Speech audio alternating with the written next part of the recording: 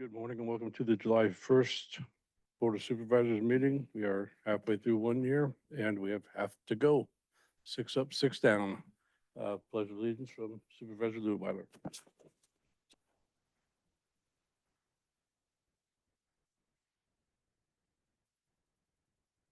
I pledge allegiance to the flag of the United States of America and to the republic for which it stands, one nation, under God, indivisible, with liberty and justice for all.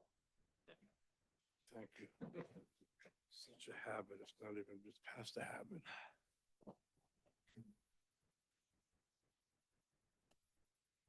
Okay, good morning to everybody. Thank you for being here. We'll start out with a presentation. And we will receive an update from the U.S. Forest Service representatives regarding matters of interest in Trinity County. Ben, good morning. How are you? Okay. I am fine. All right, so good morning, Board and Chairman. Ben Sundahl, Deputy District Ranger for the Yoloba, A-Fork, Weaverville, and Big Bar Ranger Districts of the Shasta Trinity National Forest. If you haven't noticed, we have gone back to our Ranger District designations. Hopefully Tara shared that with you and away from the management unit designations. So quick update with you this morning. I'll get to the fire piece here in just a minute. So for planning, the Big Ranch Community Wildfire Risk Reduction Project, that scoping document is being final draft stages as we speak and should be released early July here. Work is ongoing out there with survey work and stand exams. So we're the IDT team is moving full steam ahead on that project. A cool thing about that project is we're looking at getting a drone flight for that project so we can get an aerial shot of that landscape to see, kind of where we need to do our surveys based on vegetation and slope. So having that drone flight will be pretty cool. North Trinity County Community Risk Reduction Project, that is being led by the Shasta Lake Ranger District through the planning phase. They continue working through the planning process of that project and are working toward a draft EA with the goal of implementation starting next field season. So that'd be the spring of 2026 once kind of like the snow melts and stuff like that. Corral Gulch Watershed Restoration Project. Where'd it go? Has been signed and work will start this summer at Corral Gulch. So that document has been signed. The Klamath Shasta Trinity Prescribed Fire Project, that NEPA project, the comment period has closed and those comments are being reviewed by the team that is being led by the regional office here in Region 5. South Fork Mountain Project, which is being led by the Mad River Ranger District of the Six Rivers National Forest. Analysis continues on that project. The team is working towards developing their draft EA as well. So Kristen Lark would be the point of contact for that project. We're just in a support role on the Shasta Trinity National Forest. The Musser Hill Fuels Reduction Project, Fuel Break, Trinity County RCD and the Clyde River Group held a great field trip this past Friday. Lots of good input, lot of really good turnout. Really looking forward to that collaborative work with the RCD on that project. They have a good vision. We share that vision. The vision aligns well with the white paper. So really looking forward to seeing what we can do on that landscape and then using it as like a solid foundation on moving forward with future projects with the RCD has taken the lead in the NEPA process for those efforts. We will be scheduling an additional field trip later this month or early August with Fish and Wildlife Service. They were unable to attend. Junction City Project is Watershed Center led for NEPA planning efforts. They are diving into that as we speak.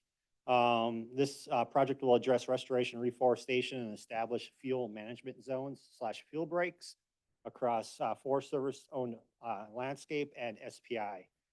SPI has a fuel break up there as well that we're going to tie into and just sort of connect the dots. Implementation, High Palm Community Risk Reduction Project, as you all should be aware, that has been signed. Work has started on that footprint. We have a agreement with the Hoopa tribe, and the Hoopa tribe is currently out there engaged with some fuels reduction activities. Timber sale offering will be completed this fiscal year, FY '25. Bowerman project, work began yesterday on the Bowerman project. NEPA was signed earlier this month or last month. SPI is also working in that area as part of their field break effort. That was part of their agreement signed by the Washington office. Pettyjohn, the fields contract work will resume this summer, including the portion of the project that connects with the SPI field break. So, as you can see with our 5-year program of work, working with Watershed Center, RCD, and SPI, heavy timber component focus based on the direction from the agency, but we're trying to connect the dots so we don't leave any holes in the event a wildfire comes down, let's just say from the wilderness, and it kind of sneaks in that hole. So we're trying to connect all the dots to create a good buffer around our local communities here in Trinity County. August fire footprint. We continue to treat the hazardous fields in that on that landscape. Work is being completed or has been concluded, finished up around Forest Glen. We're working with the county to get the Bailey Bridge removed. That gives access to the Forest Glen rec residents down there, mainly for the heavier pieces of equipment like logging trucks, excavators, and stuff like that. So that piece of the bridge will be coming out here as soon as we work with Trinity County on a time frame to remove that bridge, and we will notify the rec residents of that date so they're aware of that. And that's all part of the agreement we have with Trinity County. West Side Plantation, the Lemonade timber sale has been cruised and will be offered this fiscal year, FY '25. The contract will be completed this month and out for bid sometime in August. Pilot roads and plantations. The pilot project unfortunately did not receive any bids, and this is the Watershed Center led effort. It'll be repackaged and go out as soon as possible. So no bids on that one. So we'll kind of relook at it with the Watershed Center, repackage it, and get it out back onto the street for any additional bids. The Carr Delta fire footprint fuels reduction work is expected to occur on this project over the summer. Good news, the fire camera at Ironside. Speaking with the tribe on a field trip about a month ago, we got the green light to install the fire camera on Ironside Mountain on Velocity's tower structure. Travis Finch was up there with us. He saw the green light, heard the green light. I asked him how soon he could get the camera up there because I would like to have it for at least part of this fire season. So he's working with our special uses shop right now to do the special use permit for that camera and to renew his existing permit for that tower, which provides Wi-Fi services to downriver communities and local schools. So that should be, fingers crossed, up and running this fire season. The big packet of fire cameras, the 6 with Digital Path and PG&E. 2 have been installed, one at Picket Peak and one at Lime Dyke. Last week, the rep said that those cameras should be operational online at the end of last week. I just haven't jumped onto Alert California to see if those cameras are operational yet. So those 2 cameras should be operational here anytime momentarily. The rest of the cameras, we had to do an extension to the time frame of install of those cameras due to snowpack and being not able to access those areas. So the additional cameras should be up some point over the next couple weeks. Recreation, Minersville Boat Ramp. The plan is with DBOW right now. DBOW had asked for a 30-day review of those plans. So that 30-day review should expire mid-July, and they'll get back to us. We do have a point of contact, a program manager assigned to that project specifically, and he is keeping tabs and making sure that project continues to move smoothly through the system so we can get that one tidied up and off our plate. The Lakeview Day Use Area, work at this day use facility has been completed. Work within the Trinity Alps, the backcountry crews have begun trail work. Been getting good reports from forest visitors of use of those trails and the condition of those trails, even to the point of as we're sitting down at local restaurants, we hear the chatter behind us and they're like, this trail was amazing today. You know, there were no down logs, the brush was, kind of cleared out. So We're hearing a lot of good feedback, so those volunteer trail crews are doing a really good job in the Alps. Port Ranch Campground is open for the first time in years. We were thrilled to have it open and available to the public. Our Burt Ranch engine and adjacent private landowners were instrumental in accomplishing the hazard tree mitigations and the reopening of that campground. As we all know, the lake transition is complete. All operational and communication aspects regarding Lewiston and Trinity Lake now fall to the Weaverville Ranger District. So we are full steam ahead in that complete with that transition and operating and managing the lakes. Our staff has been hard to prepare the campgrounds and facilities for the public. They put a lot of hard work over the last few weeks and months into that area. So to fire, the Weaverville Big Bar districts and the Yola-Bola Hayfork districts had their fire readiness reviews. Those readiness reviews gives us leadership and opportunity to evaluate the readiness of the modules and the staff. And they pass with flying colors, which essentially gives them the green light to be available locally, regionally, and nationally for fire assignments. All of our modules are fully staffed. Again, you got to account for like injuries and illnesses and stuff like that, but all the modules are fully staffed. If we are currently under another red flag warning today for lightning, not only are all our fire module staff, we have our hot shot crew here, our dozer, and we've supplemented our staffing levels with outside resources. So if you've noticed across the street, we have quite a number of additional engines here in Weaverville that will be scattered across northern Trinity County. And then in Hayfork, we have additional numerous private contract, local government engines on staff with us as well to cover the lower part of Trinity County for the Yola-Bola Hayfork Ranger districts. We have additional crews in place as well. So we have a really good, robust fire suppression capability right now. In the event we do get some lightning today. Luckily, yesterday, most of the lightning seemed north and west of us. So fingers crossed, it kind of stays well north today. But we are underneath the red flag, so we'll see what happens today. So workload to date, this fiscal year, approximately 15,000 acres of work have been cleared through NEPA. This represents a significant increase over the previous years. Fuels reduction work will be completed this summer as discussed with an eye towards prepping those areas for prescribed fire implementation this fall, winter, and spring. We're looking at increasing our pace and scale in prescribed fire.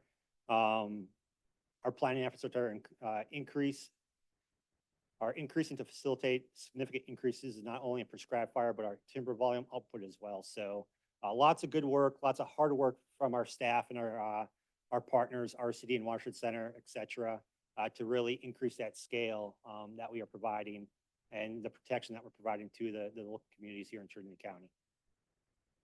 And with that, happy 4th of July week. Hopefully you guys have a great weekend. That's the end of my report, unless there's any questions. Ben, thank you very much. Does the board have any questions for Ben? I just have a comment, please. I just want to say I'm super excited about the Burt Ranch Campground being open. That has been forever, I think. Yeah. So that's nice. I drove by the other day and I saw that and I was clapping to myself. So I'm glad for that. And then also, I just want to echo the thankfulness for the volunteer trail crews. They do a tremendous amount of work and I'm grateful for that. And just another thing, we just were up in the up near in Hobo a couple weekends ago, and we had the glorious opportunity of a mountain lion taking a deer within, like, I don't know, probably 40 feet of the campground. And so I just want to use that personal experience to just tell you guys thank you for watching out for us in that regard, and just to make sure that our recreation folks know that those critters are out there and not super scared of us. So No, not considering the event that took place down by High and Palm a couple weeks ago. yes. So anyway, thank you guys. I hope fire season is safe and we do what we need to do. Thank you. Appreciate it. Welcome. Any other questions from the board? I do if I could. When you were talking about the Minersville project and you had said that DBOW asked for a 30-day review and that expires mid-July, then you mentioned a program manager that's been assigned to that project to track the progress, and you concluded your sentence with, to get this project off our plate. I would like to know what that means. Oh, just to wrap it up, to button it up and, just to make it final. So working with DBOW and everybody else, just to get the project to the end state. It meaning the engineering portion, the what? The whole package. So we have one person dedicated to make sure that the project keeps moving smoothly through the entire process to the end state. I'm just confused on the it. When we're done with it, we're going to have a project that's ready for the shovel. Is that what you're saying? That's the goal for this, with this project manager being the one person working with everybody to make sure it stays moving forward. And is there a place that we can look and see what that project looks like right now? I'm curious how the parking situation turned out. I haven't seen those, the plan that DBOW currently has. So I think the plan that was submitted was sort of the plan that we all saw that Tara presented a few months ago with that extra parking. I believe, I haven't seen the plan, so I can look into that for you. I would appreciate that. Yeah. Okay, thanks. Yep. That's it. Thank you. Any other questions from the board? Thank you. All right, Ben, thank you very much. Always good to see you. yeah, good to see you. It's been some time. So have a great week. You too now. Happy 4th of July. Thanks, you too. Do you have to wear the Smokey Bear outfit, or does somebody else get that job during the hot float parade? For the parade, it'll be one of our firefighters. Yeah. Come on, Ben. Oh, good, So, should be a good turnout. good. Thank you again. We now have a presentation from Trinity County Transportation Commission. Receive a presentation from Annalee Castillo and Jonathan Garrett with Centec Consulting Services Incorporated regarding the Trinity County Transportation Commission Zero Emission Bus Feasibility Study. Good morning. Can you hear me? Okay. Hello? Do we have them online? Good morning. Can you hear me? I'm so sorry, I had to turn that volume up. Can you hear me now? Yes. Okay. Good morning, supervisors, staff, members of the public. I'm Sarah Saad, transportation planner for the county's DOT. This morning, we'll be hearing a presentation from Stantec Consulting on the Trinity County Zero Emission Bus Feasibility Study. Over the past several months, our department has been working closely with Stantec on this study to help our very rural county navigate state regulations related to these zero emission vehicles. This effort is important to ensure our existing Trinity Transit service can be sustained with an entire zero emission fleet. With that, I'll turn it over to Jonathan and Annalee from Stantec so they can begin the presentation. Thank you. Good morning, supervisors and meeting attendees. My name is Jonathan Garrett with Stantec. Would it be all right if I shared my screen? I do have a presentation to add some visuals to our discussion. Yes. If that's okay? Okay, great. Let me pull this up real quick. One moment.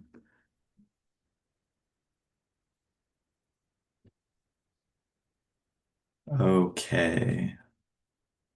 All right. Is that visible to everyone? Yes. Okay, great. Thank you. And also, do we have Annalee on the line? I wanted to give an opportunity for both of us to introduce ourselves if she's traveling at the moment. So I'm on the line. Good thing. you are Annalee? Okay, Yeah. great. Yeah, I can give a quick introduction. My name is Annalee Castillo. I'm the steering mission technical lead with Stantec. We're helping. We lost her. Sorry, I am in the airport. I'm sorry. Some of you might hear some background noise. But I was saying I've been working as a project manager on this project, and Jonathan as a project manager as well. But he's been taking more of the lead on a lot of the technical analysis.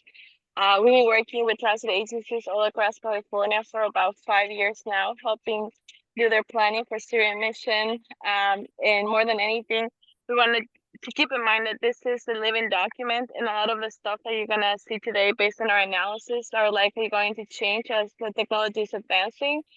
So our purpose was to advise Trinity the way that they can move forward with the best case scenario as well as conservative in terms of operations. And we're hoping that as the technology evolves and matures, there will be updates to this plan. And Jonathan, if you wanna. Thanks, Emily, and thank you, Sarah, for the introduction. So this morning, I'm going to walk everyone through our scope of work for this project. We've summarized the main outputs from it here.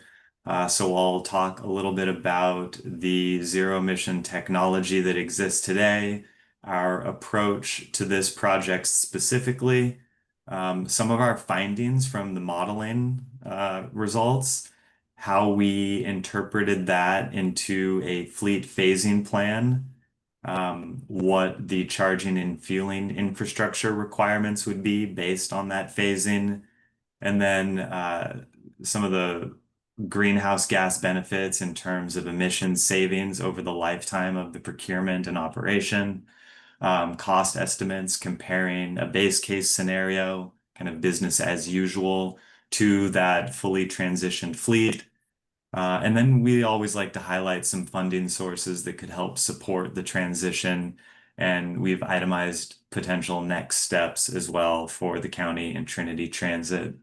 And so this presentation really summarizes our full report, which we will be finalizing in the next week or so. But as I'm presenting today, welcome any questions or feedback you all have. Really interested in making a plan that works for Trinity County in the near term. But as Annalee did mention, these documents are considered living documents. Even the California Air Resources Board really vocalizes that. And so we want to make it clear that this study was done based on what we know today and what we project through the 2040 timeline. But conditions change, incentives change, priorities change, and so that does need to be considered as the plan is implemented. So if there are no questions, I will start us off here with section 1. Any questions from the board? Okay, go right ahead. All right, thank you. So first, a quick overview on what we mean when we say zero emission bus. So this refers to the main 2 powertrain types that produce zero tailpipe emissions. We do consider upstream emissions when we're calculating the greenhouse gas benefits, but the term generally applies to battery electric vehicles, meaning vehicles propelled primarily by electricity stored in the onboard batteries, and hydrogen fuel cell electric vehicles, where hydrogen fuel is converted by a fuel cell into electricity. And so battery electric buses are recharged. Hydrogen fuel cell electric vehicles are refueled with hydrogen using the onboard tank. And why do we consider the transition to zero emission buses important? There are many reasons. A few categories of reasons are listed here. There's a handful of sustainability initiatives that many cities, states, regions are pursuing.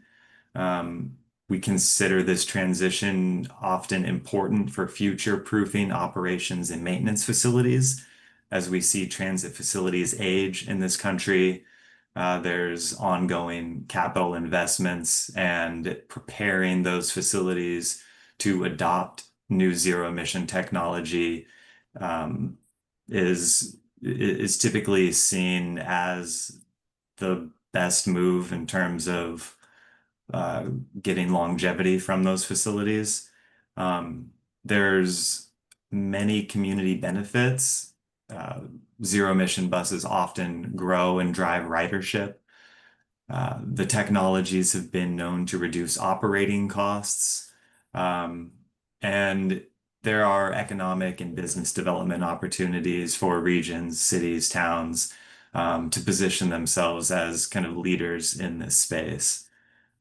The second category are the mandates. This especially applies in California at the moment, and we're specifically talking about CARB's innovative clean transit regulation. They oversee a handful of different regulations targeted to different vehicle classes and categories and industries. But the innovative clean transit mandate is the one that applies to transit buses. And so that's the one we are focusing on for this project. And thirdly, there is still a good amount of funding available. So IIJA has over $100 billion available for public transit. Just a couple months ago, the FTA announced their latest round for the Low-No program and the Buses and Bus Facilities program. A combined $1.5 billion in competitive grants is available for that. There are a handful of other funding programs at the federal and state level that I will address later in this presentation. And then we itemize a handful more in the final report with details on our recommendations for application and kind of how they stack up compared to Trinity Transit's needs and administrative availability. Moving into the next section here, I will summarize our approach to this project. So we always start these projects with an existing conditions report where we provide an overview of the county's service design and the transit requirements. So operationally, and what they strive to provide to the community. Then we take a close look at the transit options. So zero emission equivalents that could potentially replace the existing fossil fuel vehicles. From there, we will determine what charging and fueling infrastructure improvements would be required to support that zero emission fleet. We will then calculate the greenhouse gas reduction benefits based on that transition fleet and the cost estimates based on that transition fleet. And then we try to pair that with funding sources that could address that shortfall because capital and operating costs in the near term would be higher than the business as usual case of continuing to operate fossil fuel vehicles. From there, it all culminates in our final task, which is the zero emission bus feasibility study, which we will be finalizing and delivering in the next week or so. And that's the living document that we reference. That is, it points out where we are today and where we could go in the future, and recommendations for creating those updates.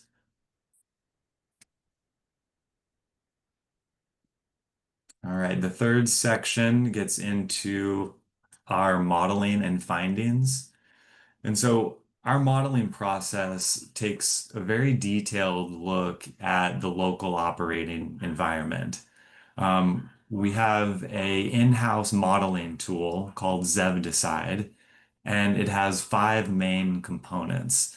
These are inputs into understanding your current fleet's energy consumption, and then we translate that into power requirements. So what demand would transitioning this fleet have on the grid? And when would the vehicles need to be charged throughout the day in order to deliver an equal level of service?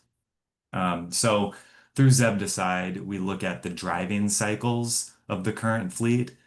This means a route by route analysis considering the topography, and the stop and go profile of the fleet. So how much energy is it using over the course of the route that it operates on? We also look at passenger loads. So we compare a high passenger load which we consider to be 75% of a vehicle's seated capacity, and a low passenger load, 25% of a vehicle's seated capacity. We also consider the ambient temperature conditions throughout the year. So we look at the average highs and lows in the operating environment. We also look at the elevation on topography. I briefly mentioned this in relation to the driving cycles, but we aren't just generalizing your fleet's energy consumption. We're actually modeling it based on the routes on which the vehicles operate.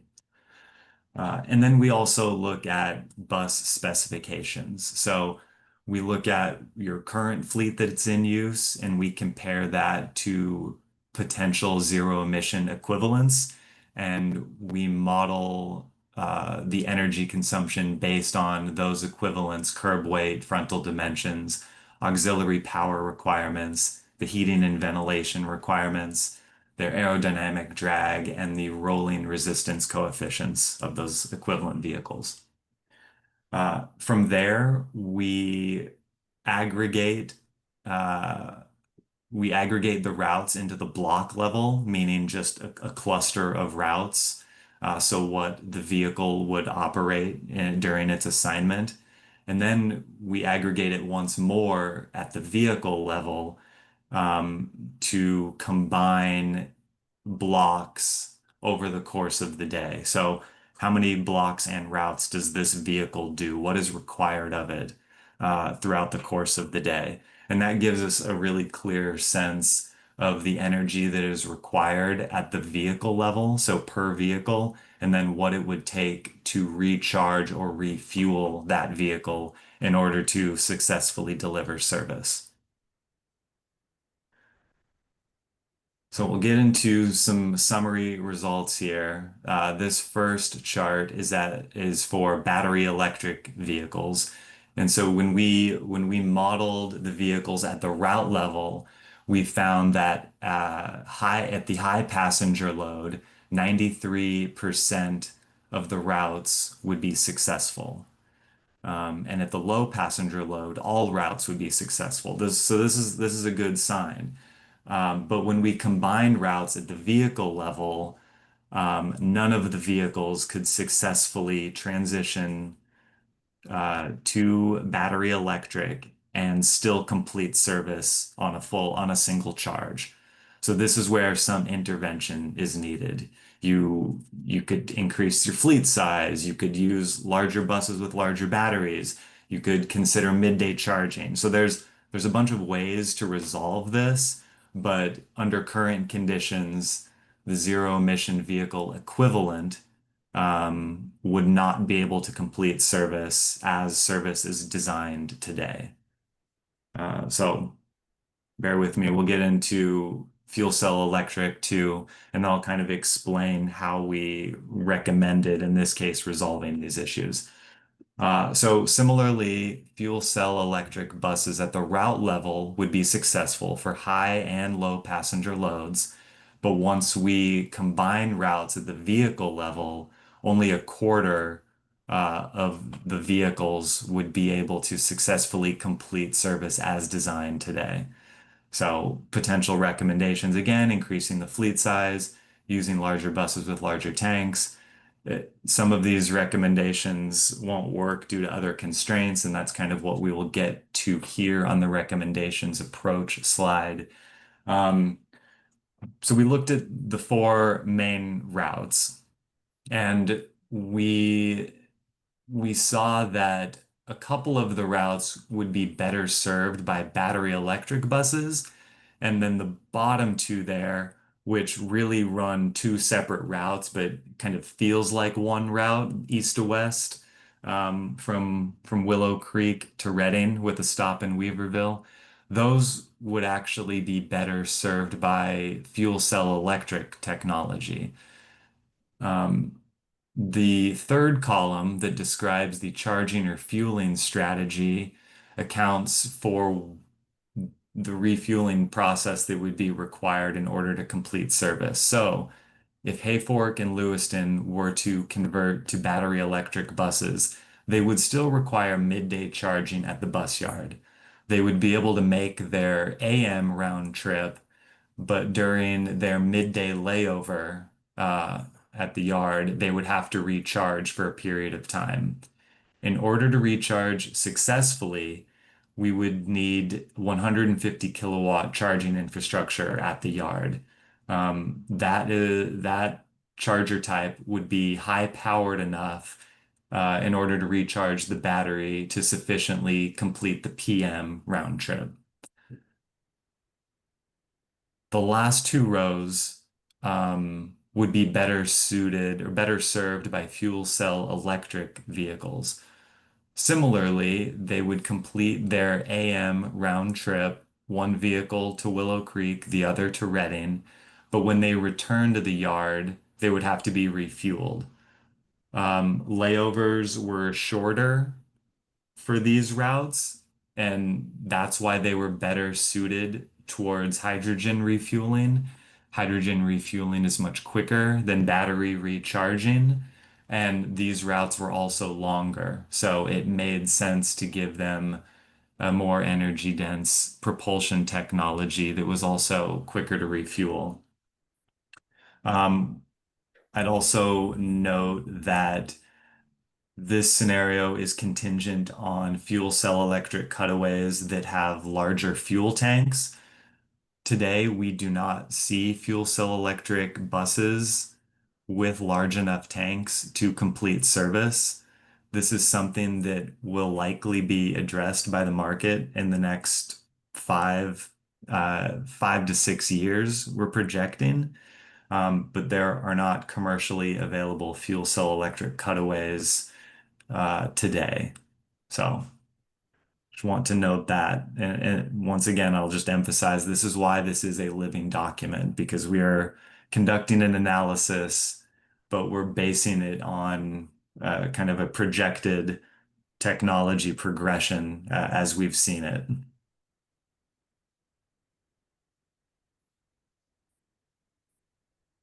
I'll move on to the next section. If anyone does have questions, feel free to interject and I can explain further. Otherwise, be glad to take questions at the end as well. I have a quick question on what you just Sure. covered.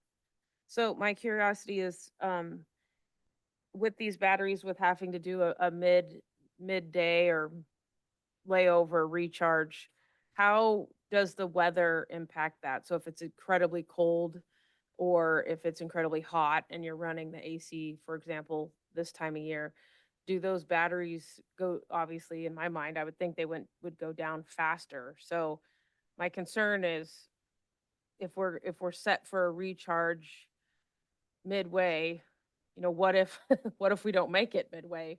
Or what are potential shortcomings, I Yeah. guess, in the battery life because of weather? No, that's a great question. And so when we conduct our modeling, we derive vehicle efficiencies based on those scenarios. So the different extreme temperatures and how that affects the need for heating and cooling. And then the result is, does this battery have a high enough state of charge to get back to the yard? And so we consider a successful trip one that returns with at least a 20% state of charge. So even in the worst case scenario, to consider a successful run, you have to return with 20% of your battery. Less than that is a failure. And so, in all of the modeling we did based on real world conditions in the region along these routes, uh, we based our recommendations on that success rate, on that state of charge. So in addition to, weather, different things, when you were doing this, did you also keep in mind that there are times where you're waiting in traffic stops on these routes for sometimes up to 20 minutes, multiple times, especially between Weaverville and the Willow Creek Run? Yes, I mean, so we we model with a pretty high level, it's a pretty conservative approach to modeling. Um, so at various levels of the modeling, we're considering thresholds that would account for, I would say in the 90s, 99% of all scenarios like that. I mean, Okay. I guess potentially could be scenarios, but you'd kind of, those would be extreme and you'd be facing similar issues with typical diesel and gasoline vehicles too. We know that these have a shorter range, but the modeling is conservative enough that it should account for most scenarios you'd ever encounter. Okay, thank you. I have a Yeah, follow-up question to Heidi's, if I could. Supervisor sure. Carpenter Harris, this question. I'm wondering if your modeling includes current experiential field data. I just sat in a meeting with 39 other supervisors from various counties, and two of them, Lassen and Del Norte, said that their experience with their electric school buses has left their children cold because they can't run their heater and make their full routes at the same time. So my question is, if how accurate are we ensuring that the modeling is it incorporating what we're actually seeing in real life? Yeah, I can answer that one, Jonathan. So yes, the modeling did consider real world data to do validations. So back to what Jonathan was mentioning, that we have model, for example, cold temperatures. We look at the exact temperature that will be during the extreme cold, which is what tends to be the thing that drains the battery the most. And we are able to model how much energy for the battery has to be used to heat up the vehicle. And then we have been able to validate real world data with the modeling for the different vehicle types. So this model, I actually developed it during my PhD at UC Irvine. So it was like pretty much 6 years that went into research to develop the model to simulate the vehicles and obviously validate it. And what is kind of unique about this is that the model itself was also peer reviewed by 6 other professors, which were the ones in my dissertation committee. And once I came into Stantec, Stantec acquired the rights of the model. So I'm pretty certain to say that, we went through like a peer review process and validation data. Obviously, the information of the vehicles as they advance is changing. So throughout the time as we develop the model, we have been able to obtain data from peer agencies to compare the results that we're getting and the results that they're getting in the real time. So from what, just to give an idea, the range that a normal manufacturer will say their vehicles have, in this case, paratransit, will be close to 1 kilowatt hour per mile.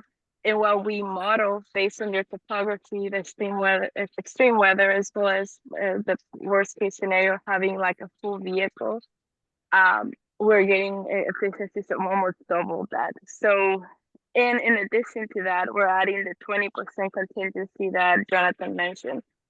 So even with this plans that we are providing, we're being extremely conservative to make sure, like you said, vehicles are not being stranded and things that, at least from like a operations perspective, you guys will be covered based on the modeling. And the approach is always to say, the procurement of vehicles will be likely like one at a time, which would allow for, data collection and provide information to CARB to say, hey, we're barely making it with this, and we anticipate this additional operational challenges. So there's always that opportunity that if the vehicles come, and even with the extreme conservatives that we have, the vehicles are not able to operate the way that we plan, that data collection process will be able to give Trinity the option to submit a exception with CAR for, additional operations.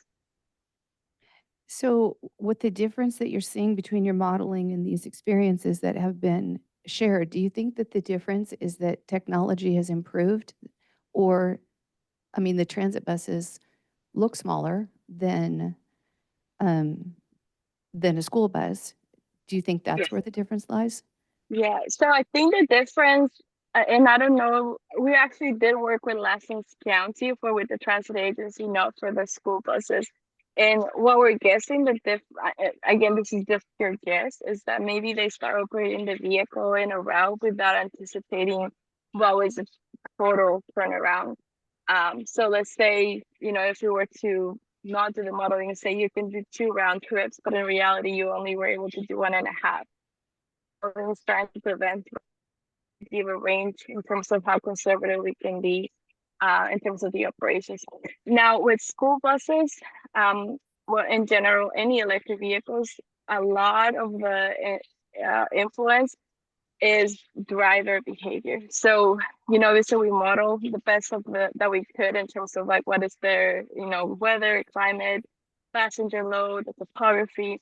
So one aspect that is a huge impact can be driving behavior. So similar to when if you have a gasoline vehicle and you have a person that accelerates a lot faster or brakes all of a sudden, that is going to have a different efficiency than a person that's more conservative. In electric vehicles, that is a lot more of the case. And the other thing that affects largely with the school buses is that the periods when they are stopped and open doors for kids to get in, that tends to drain a lot of the AC that is inside. So in a normal stop, you might have 1 or 2 people going in, but in a school bus stop, those can be, depending on the area, that can have 5 and 10 kids coming in and out. So that could also affect a lot of the AC. So that's some of the main difference into what would you expect on the range from a school bus versus some of the smaller buses that you guys have. Interesting. Okay, thanks, Annalie. Appreciate that. My pleasure. Thank you. Any other questions before we move on to the fleet phasing?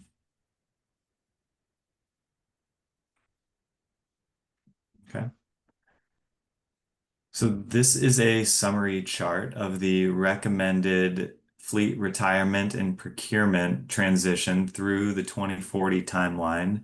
This was based on the previous slides, vehicle composition, meaning 2 revenue battery electric buses and 2 revenue fuel cell electric buses. The total fleet size would be 8 revenue buses and 1 administrative support vehicle. So I'll kind of explain what we're seeing here. Through the 2035 timeline, you start to see the diesel cutaway buses retired, as well as the 25-foot gas cutaway buses retire. And then starting in 2032, you see the first battery electric cutaway procurements. The reason we put a box around 2031 is because that's the recommended battery electric infrastructure installation period.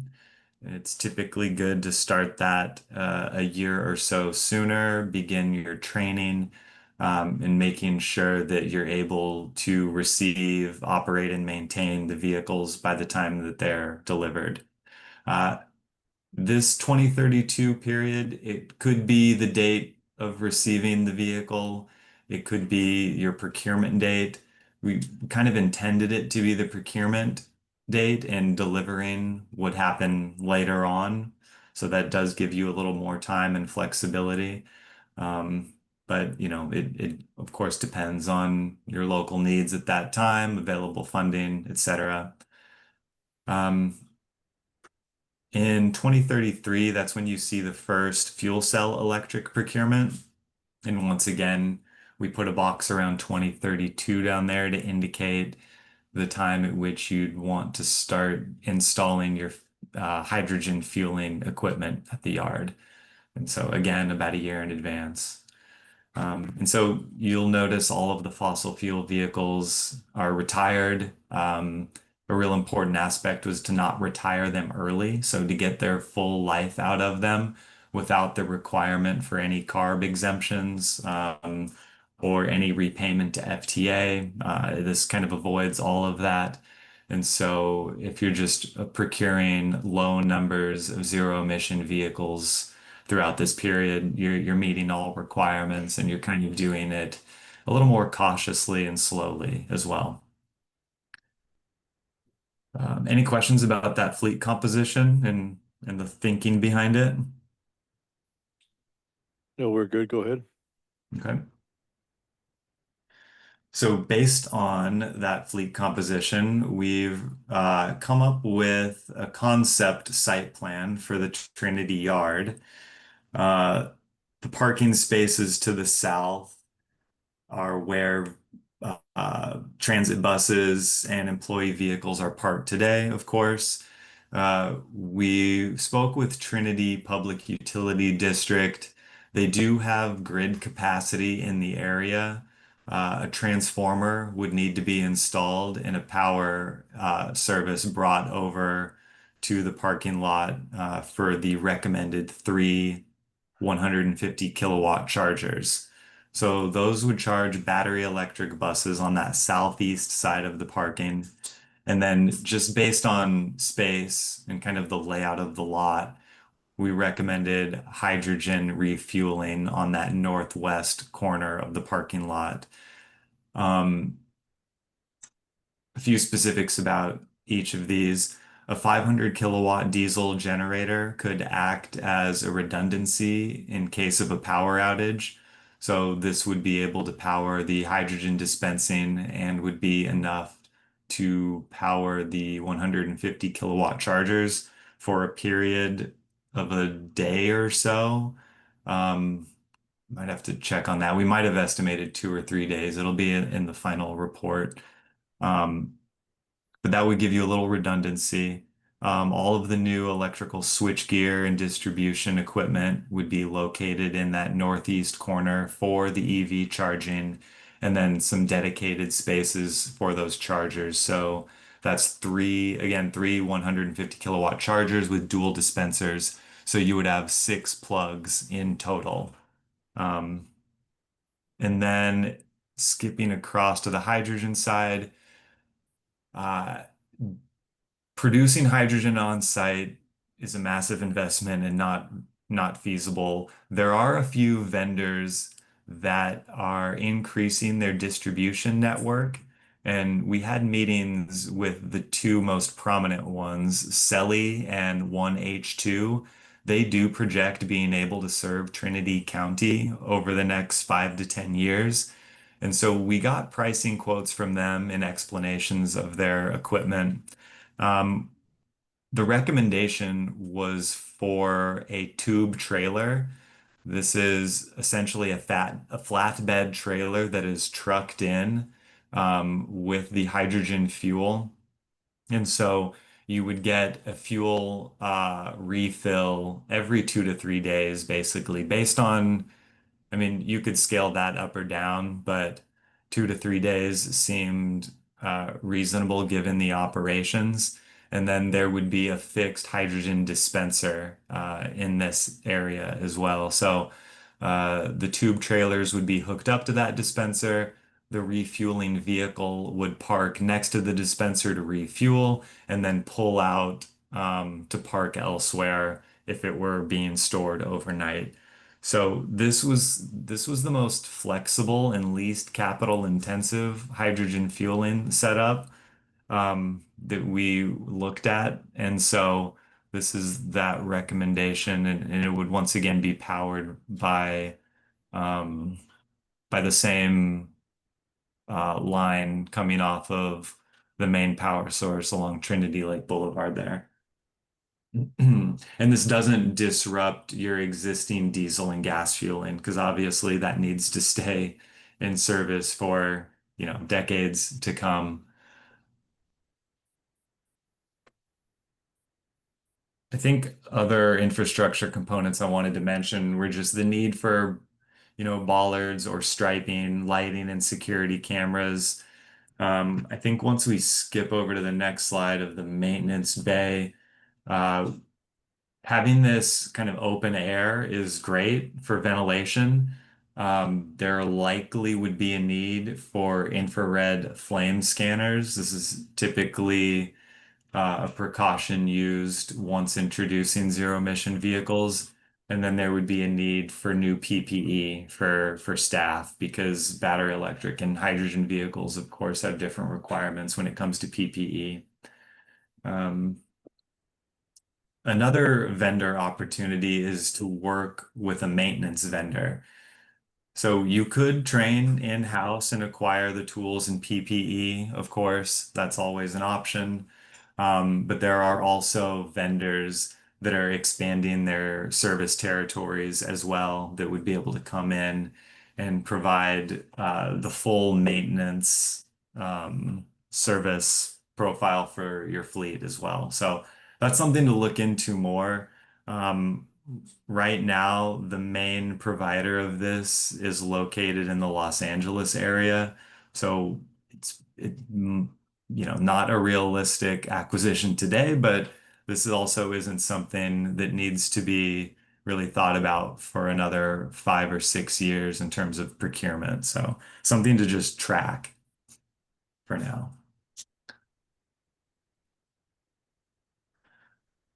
Okay, so considering that transition timeline for vehicles and infrastructure, we calculated the greenhouse gas benefits from this transition.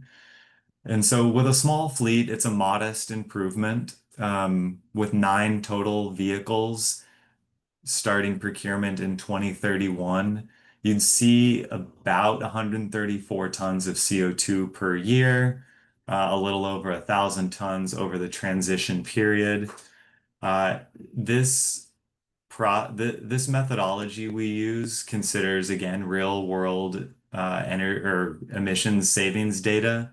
And we separate upstream CO2 emissions from tailpipe as well. So what you're looking at is the combined CO2 savings, considering the base case of fossil fuel vehicles compared to the ZEV case.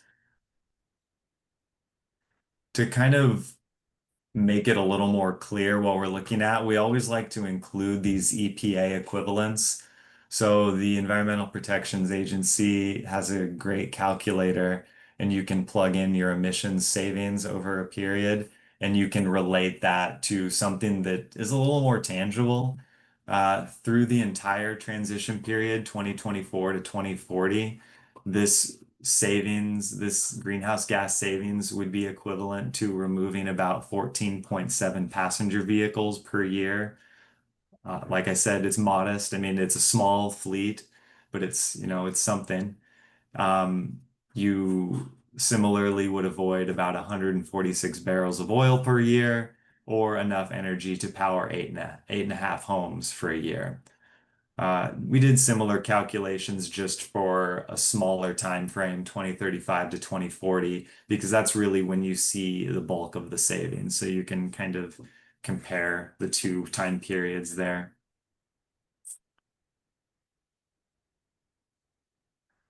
And what does this mean in terms of cost estimates? So we tallied up the acquisition costs of vehicles and infrastructure, the maintenance costs over the lifetime of the service, the fueling, and and I already said infrastructure. So what you have in the end is a base case comparison of about $7.3 million over the period through 2040. Which I'll add is currently a not compliant case. Today, the CARB mandate is still in effect. So this is really just for illustrative purposes. But when you look at the ZEB case, we're estimating a little over 12 million in capital and operations money. So nearly 4.8 million cost difference. It does increase capital quite a bit. Usually your maintenance and fueling will go down just because electricity rates are less.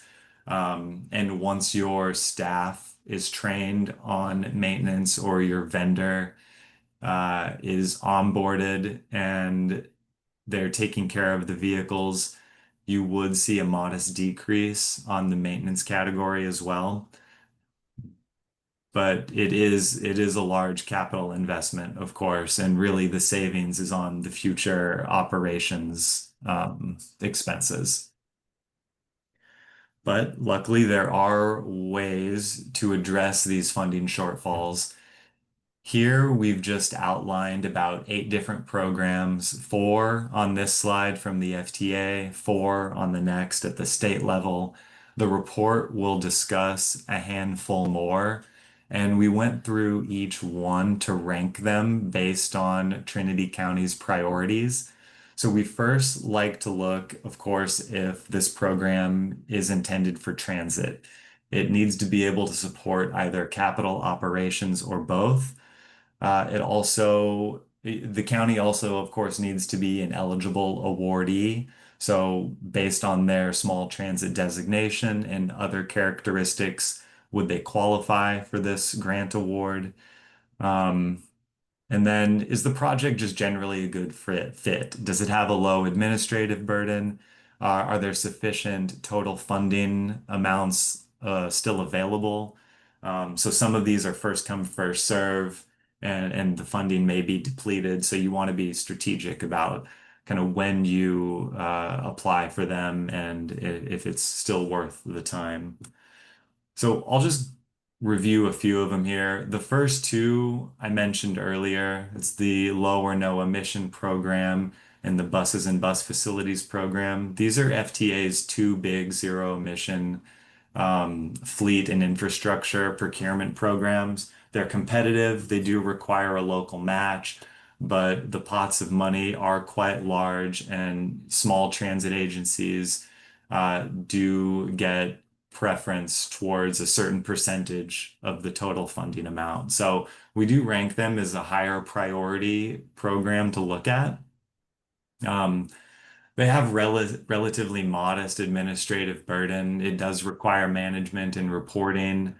But the good thing is the report we're providing you is really the basis for the application for those programs. And so, a really high degree of the work has already been done, and it would kind of just be about submitting the application and packaging everything together. The next one here, grants for rural areas. I believe this is money received today that goes towards the current service requirement, and so that's used for operations. We rank it as high because, I mean, it is a great program and you are taking advantage of it. I believe there isn't money left over for any capital improvements. But it's definitely one to keep going for, as I'm sure Trinity Transit intends on doing. The last one we've listed here is the enhanced mobility of seniors and individuals with disabilities. So this, I think, is just a smaller sum of money typically available. Uh, we ranked it medium for that reason. And so I think any FTA program is really worthy of attention. The ones that do require a local match may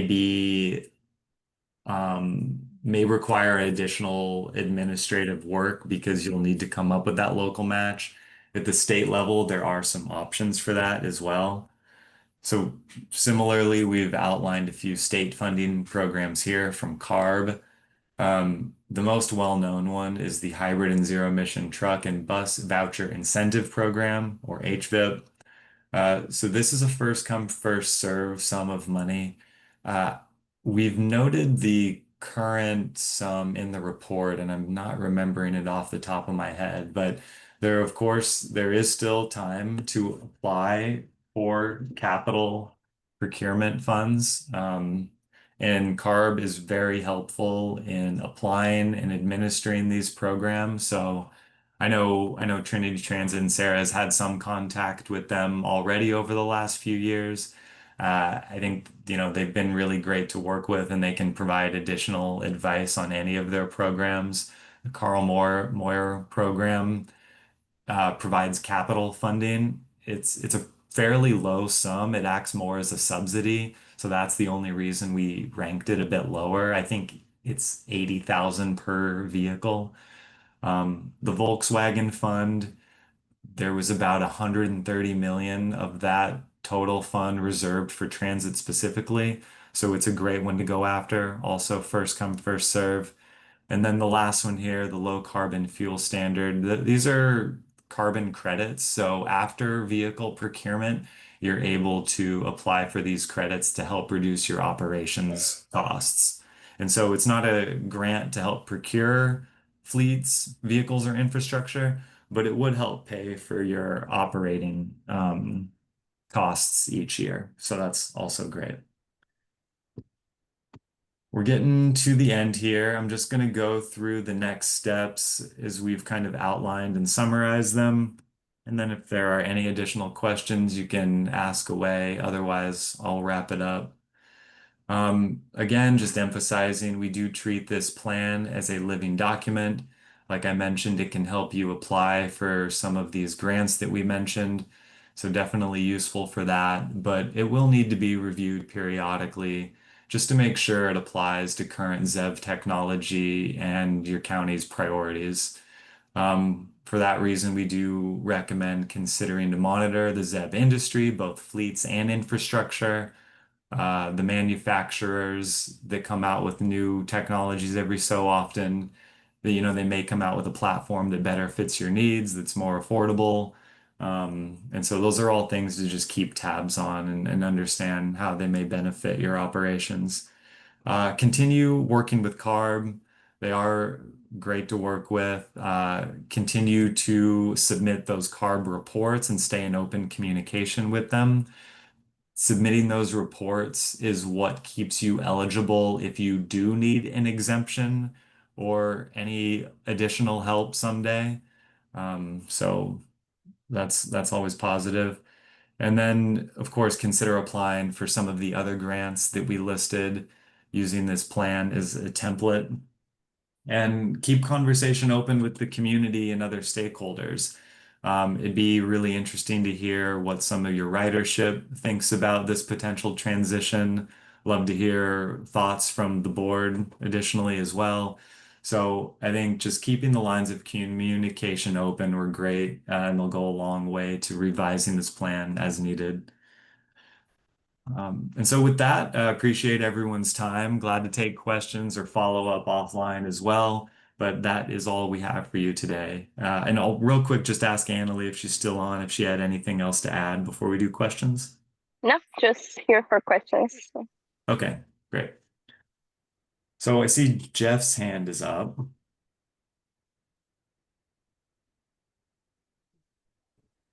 We have, There is no public, this is just a presentation. There will be no public comment here. Oh, I do have some questions.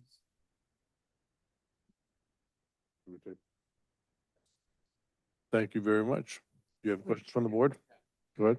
So one item is within those funding options, sorry if I missed it, but do you have a sense of which or all of those require matching funds and at what level? yeah, we do document in the report which ones require matching funds and at which level. I'm sorry, I don't have that note with me right now. I do know that the LONO and the buses and bus facilities program are both 20%. I do not remember off the top of my head if the others have a matching requirement or if they just act as more of a grant subsidy. That information will be in the final report, or I can follow up with you with those details before we deliver that to Trinity Transit. Okay. And can you go to the slide that showed the 14.1 and 30 something savings vehicles per year? Oh, the greenhouse gas benefits, was that? This one? Yeah. Okay, yeah.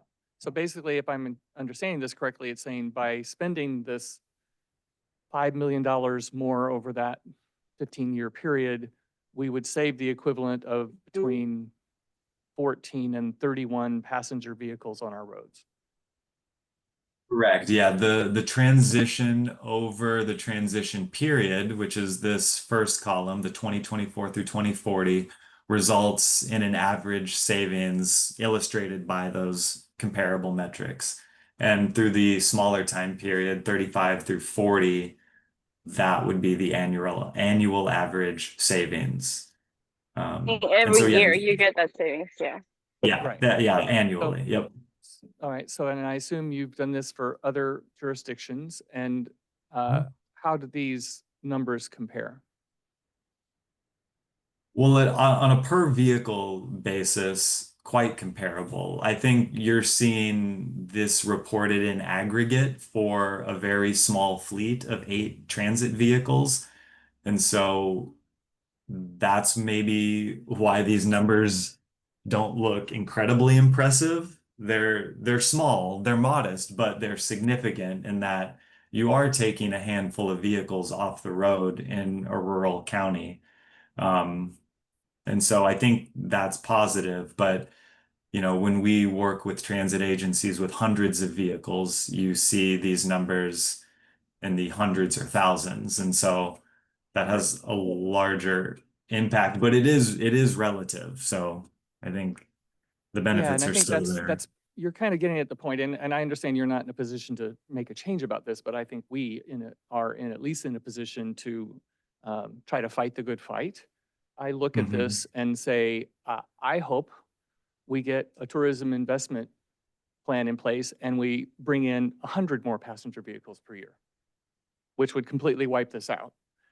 I think that we could spend $600,000 one time and buy 14 electric vehicles and give them to people, and it would accomplish the same thing for a fraction of the $5 million. When I look at the population per square mile, at least based on AI, San Francisco County, 18,629 people per square mile. Sacramento, 1,642 people per square mile. Trinity County, 5.1 people per square mile. Alpine and Modoc, 1.9 and 2.25. And yet the same requirements are in place across the state. So I think that we should put on the agenda that I would like to see us discuss about a campaign, maybe we work through RCRC, but keep pushing back on this. I did it at a CSAC meeting and it didn't go very far. We were with policymakers and I made the point, we're sitting in LA County. And I said, do you want to look at the people per square mile? This makes perfect sense in highly populated areas that are smaller in geography, less difficult topography and weather, everything else for us. And I would call myself an environmentalist. I care about the environment very much. I think this is ludicrous. And frankly, we can't afford it. So either way you look at it. Let me just get my last question. Can I interrupt you for 1 second, Supervisor Luttrell, just because I want to add to Yeah. your exact point? So you're coming at the $5 million from the standpoint of spending that money would either, we could buy these cars and hand them out, or we spend all this money on these buses to this small degree of return. So I'd like to continue your conversation in terms of how many metric tons of carbon dioxide are released into the atmosphere. In Trinity County, in 1 year, we release 103,500 metric tons of carbon dioxide. In one 10,000 acre wildfire, we release 300,000 metric tons. We would now consider that a small fire and say thank you to our partner agencies for jumping on that and putting it out quick. In the Monument Fire alone, 4,906,000 metric tons of carbon dioxide into the atmosphere. So I too am very concerned about protecting our atmosphere. But what would $5 million look like in fuels reduction on the ground instead of buying 2 buses? That's my point. Thank you. I also, just last question, and I wanted to ask, were the emissions involved in delivering hydrogen every 2 days included in your calculations? Yes, there were. Okay, thank you. All right. I interrupted and he's got another question. I'll just make a statement that I agree with everything that was said by the board. I'm not sure this is a good fit for Trinity County with the cost, with the road stops that we have in the summertime, the weather in the wintertime, the heating of the vehicles. I just don't see this being something that is that would be a huge benefit to Trinity County at this time or moving forward. So I would agree with both supervisors to my right and to my left. Please go ahead. Heidi, Supervisor. Oh, I was just kind of, my mind went to, if we remove these 14 passenger vehicles, that's roughly $350,000 per vehicle. If it's the cost of, just removing those, if we break it down from the 5 million.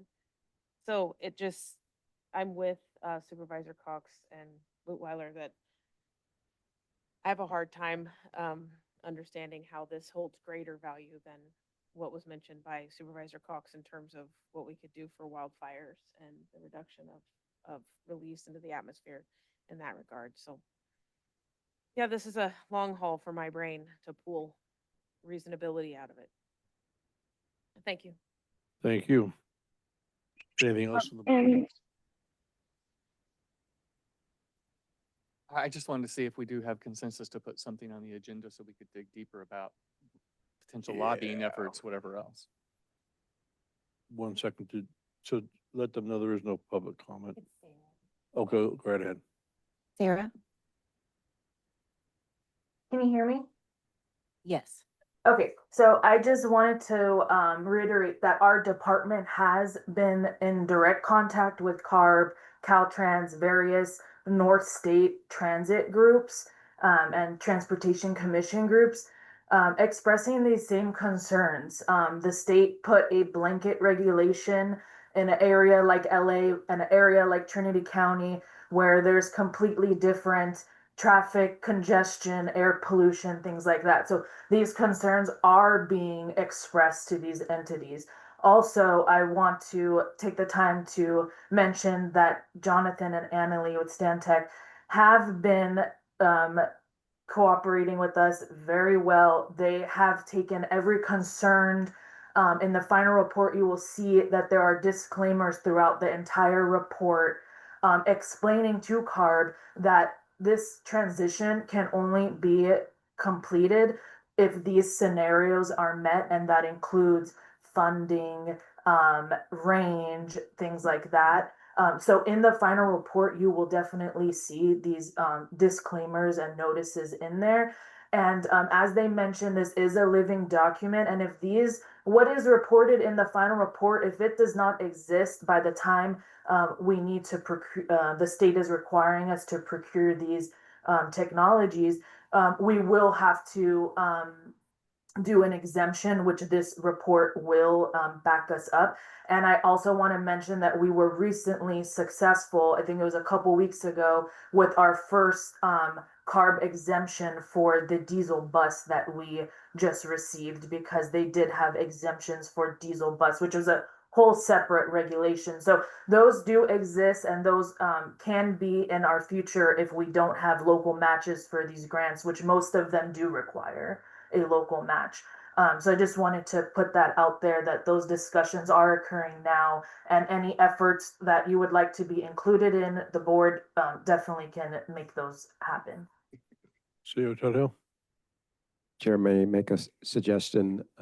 I'm hearing that the board would like to be more engaged in the process from a policy perspective, and to be more involved with that engagement directly to those affected state organizations, whether that's by letters or phone calls or whatever it may be.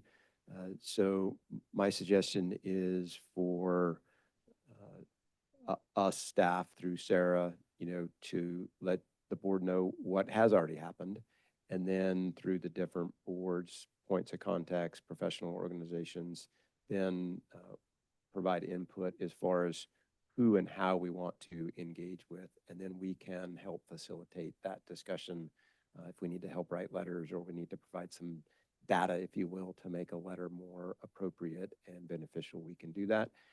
And then I'd also suggest that, through the engagement in these other multiple county professional organizations, we see if there is some appetite for a coalition, if you will, to where it's not just coming from Trinity County. Like Supervisor Lutweiler said, if something like this comes from other counties who are in the same position, like Modoc and Alpine and Sierra and Lassen, and the list goes on, it will mean more than if CARB or another organization just gets a letter from Trinity County. So more to come on this. This is not something that is immediate this fiscal year right on the horizon. As you see, this is, in the 2030s time period, so there's plenty of time to work this. But I think from a policy perspective, that's where we need to start addressing some recognition and acceptance that there is a difference between rural Central California, rural Southern California, and truly rural, like frontier, really rural Northern California, where the terrain is much different. So I would suggest that kind of approach, but let's definitely continue the dialogue, and we can get the board more engaged in that. Is the board in consensus with that? Okay, let's move forward in that way. And if I just may, I got caught up on being on the soapbox, but I do want to thank the consulting group and the transportation department. I think this was a very well presented, very well prepared analysis, and it helps us understand what we might have to deal with. And then I just, hope that we could somehow work with others to make it not be what we have to deal with. But thank you very much for the work. And well presented. Jonathan and Emily, thank you very much. Thank you. for the Appreciate your time. Okay.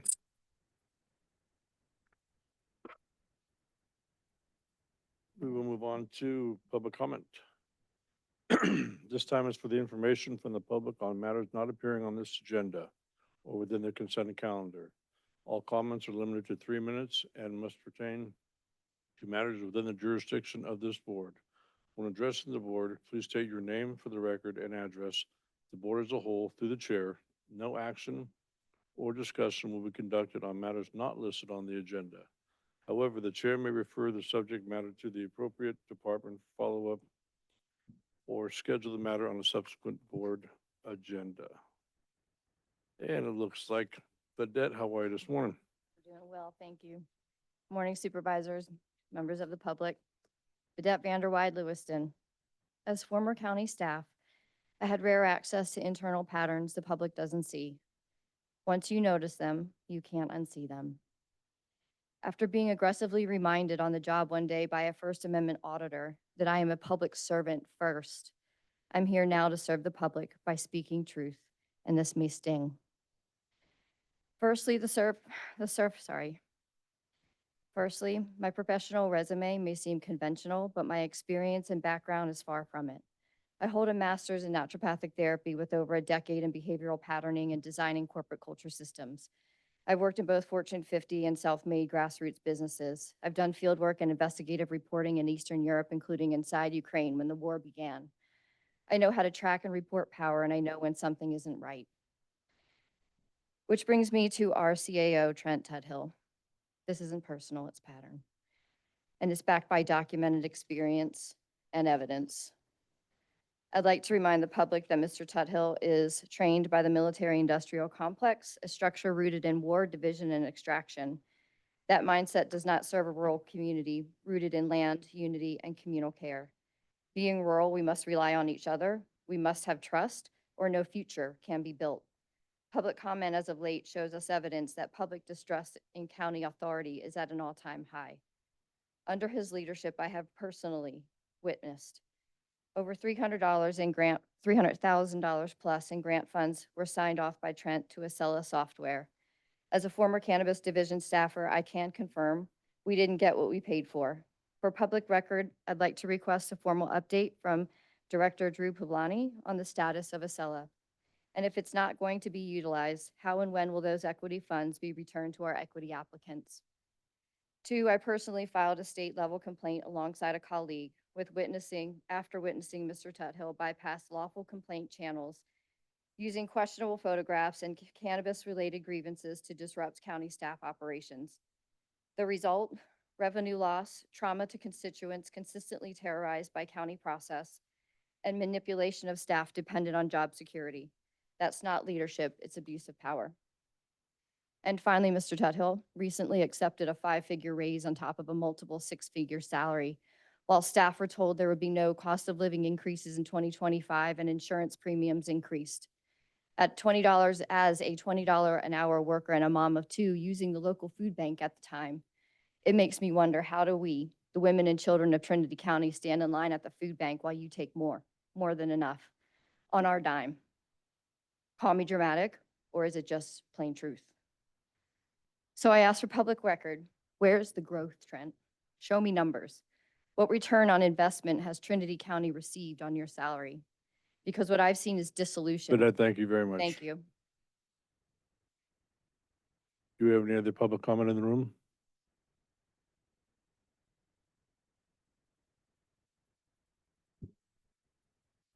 On Zoom?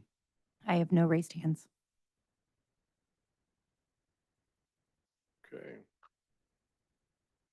We move on to reports and announcements from department heads.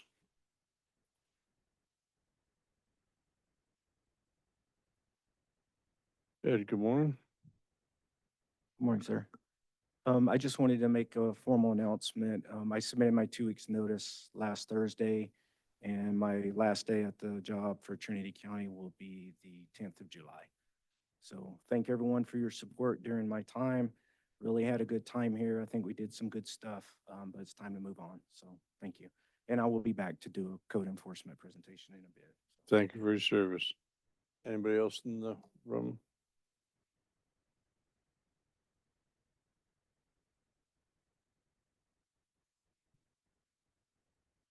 Sheriff Saxon, good morning. Morning, sir.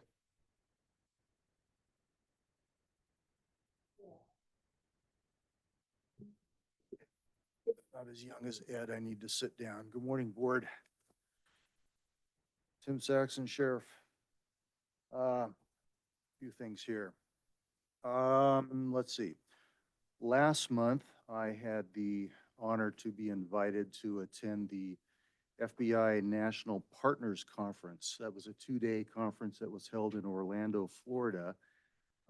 There were approximately 125 law enforcement professionals from across the country that were invited to attend that 2-day event.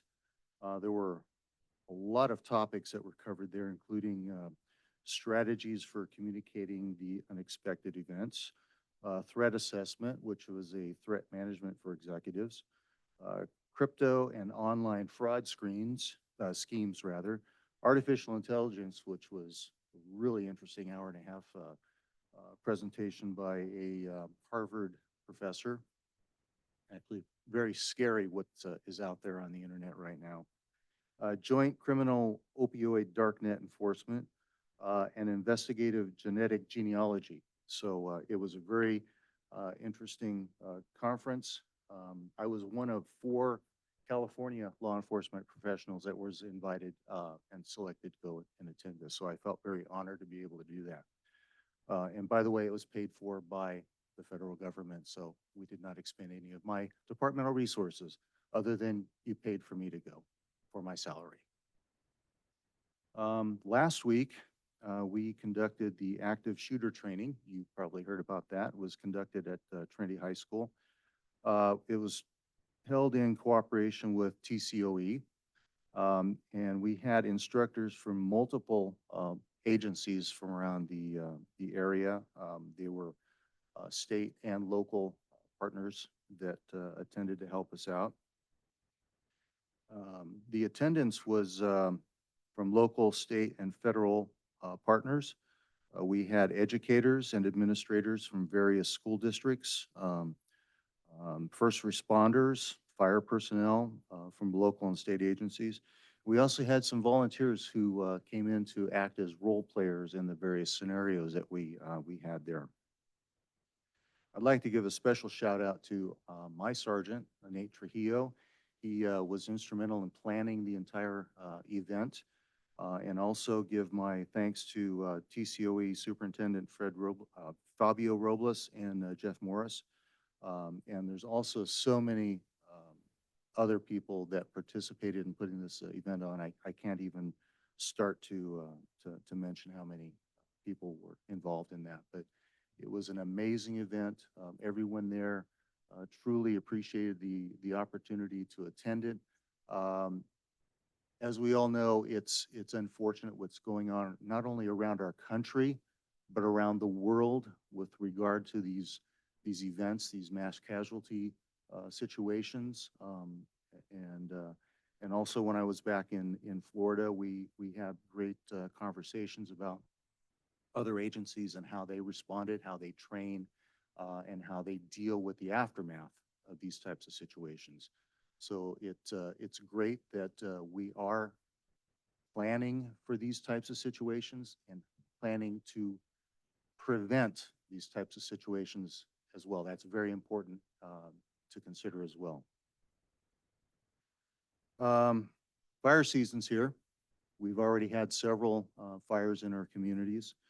And I'd like to point out the wonderful job that our local firefighters have been doing, responding quickly and effectively, working in conjunction with CAL FIRE and Forest Service fire personnel. It's amazing the joint cooperations that we have, the wonderful air assets that are available to us that swiftly and effectively have been putting out these fires.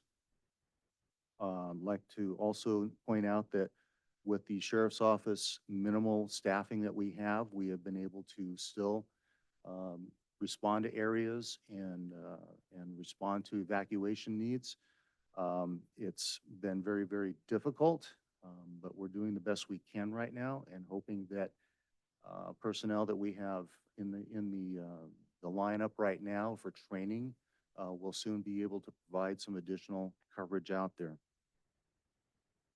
As I talk about being ready for fire season, I'd like to remind everyone here, the board, to get out to your constituents as well as Office of Emergency Services to let them put out on their website, which they have already, Ready Trinity.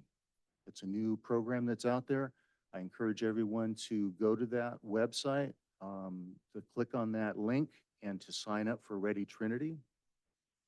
On there, you'll have an opportunity to go into the Genesis project and find out what your zone is. Everyone needs to know their zone. It's extremely important. Last week, when we had the fire incident in Lewiston, I was in our dispatch center coordinating some responses there. People were still calling into our dispatch center on 911, and questions were, am I evacuated? What is my zone?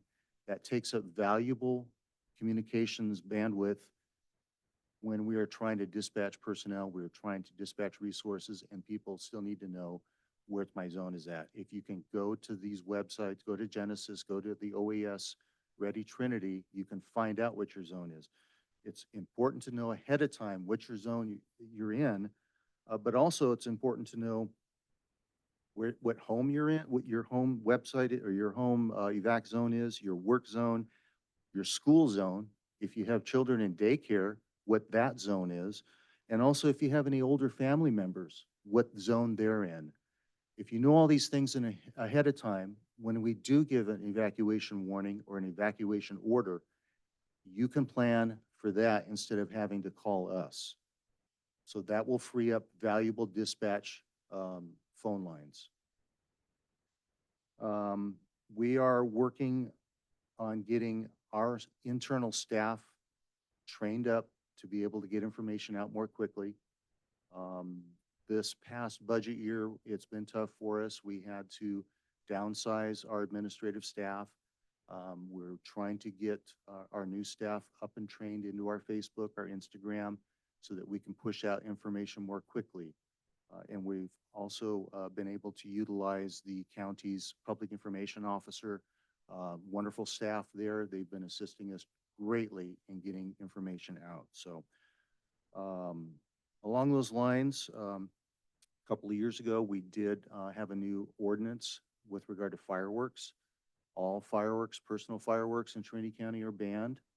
So hope everybody enjoys the professional fireworks that are being organized for this year.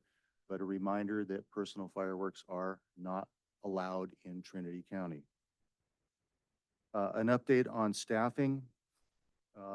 Due to the wonderful work from Under Sheriff Ward, we have been able to recruit, test, and every allocated position for our jail is currently filled. So that includes the two custody support technician positions that were recently approved. They are in backgrounds. In fact, today I believe we have 3 people that are going through onboarding with HR.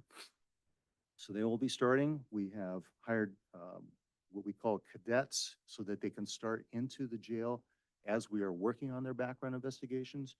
And we have several people that we are completing their background investigations, including the psychological and medical, so we can get them started. But we have every position that is allocated filled going forward and getting those positions started. Last week we had search warrant operations going on in the Southern Trinity area. There were 2 teams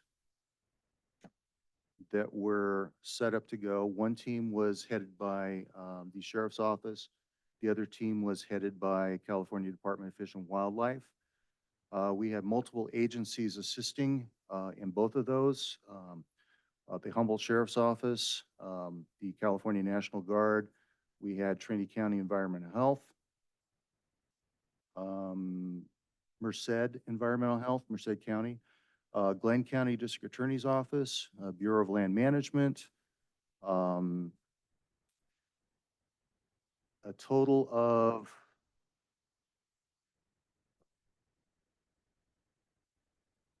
45 search warrants were served.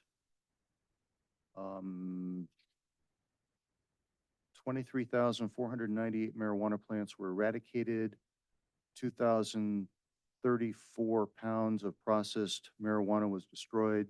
16 illegal firearms were seized. 30 containers of foreign labeled banned pesticides were seized.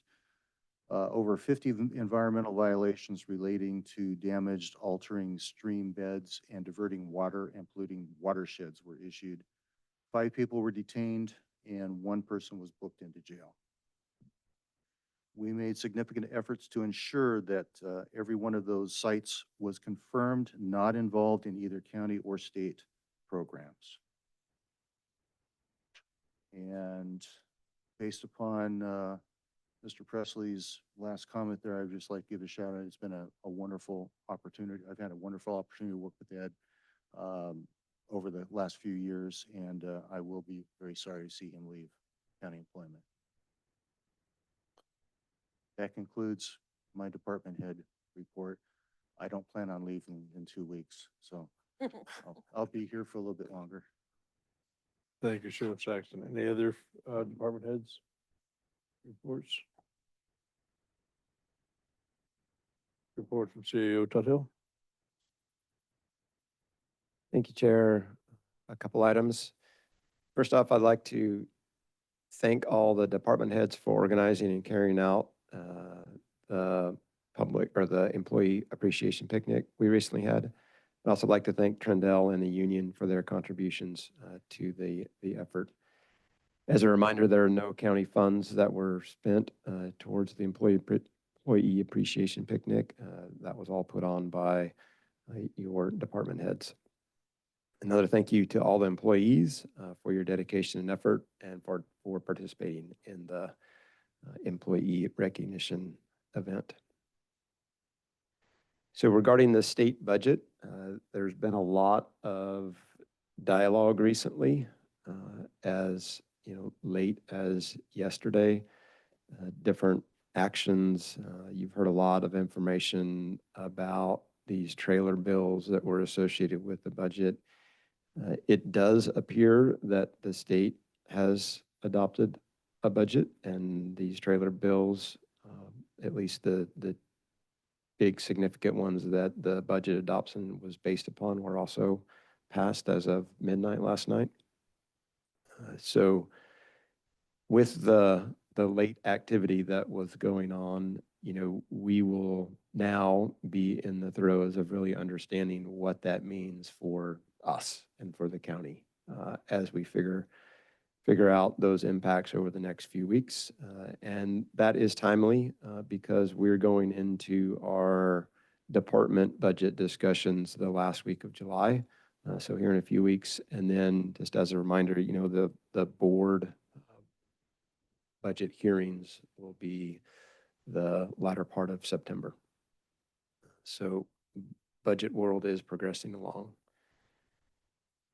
For board awareness, in coordination with the Sheriff's Office, we've been discussing with a private contractor and also the Cal OES Public Safety Communications Organization, our county-wide emergency communication system evaluation, inventory, and some priority needs. I think we're making some progress there. We've got some evaluation to do of a couple proposals and then some decisions will be made. But I think we're making some progress on the overall evaluation of our system and then where and what needs to be done in that regard. So more information to come on that, but since that topic has come up in the past, I just wanted to let the board know that we are working that. And then as you recently heard, the leadership in the department, or in the community development department, is going to change. So those department head responsibilities will fall to me until such time that we can recruit for that vacancy. And then we're also working through the interim planning director appointment. So more to come on that. As the sheriff mentioned, the Ready Trinity transition is complete now as of today. So that Ready Trinity platform is fully functioning. And for your awareness, we have approximately, ironically, actually 6,000 registered users.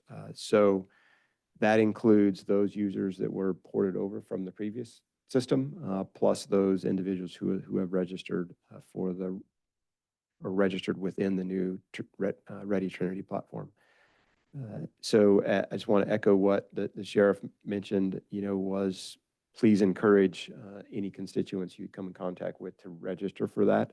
And not only the constituents who are full-time residents here, but those who are frequent visitors. So when they are in our midst, and we do have to have some form of evacuation and formal notification that those notifications as appropriate can be pushed out to them, however they have chose to register within their account. But encouraged by the numbers, but we still have some room to improve upon those numbers, but we're making some good headway. And finally, just want to wish everybody a new happy fiscal year, which starts today. Thank you very much. Reports from members of the board. We'll start. Julia, Supervisor Brownfield. Okay, great. I've had a couple of meetings. Just got done with Fire Safe Council on behalf of Jill. And that was a really good meeting. We talked about the fires at the Miller Fire and the new cameras that were put up. They're very excited about those and the way that the fires were handled very quickly with CAL FIRE and all of the volunteer fire departments that came together. They're anticipating a really good coordination this year. And they're continuing moving brush on the sides of the roads. They'll be doing a lot in southern Trinity, which is very exciting for me. I'm glad to hear that. On the South Fork Mountain, and then we have over Hettenshaw Valley and parts of Ruth Lake. So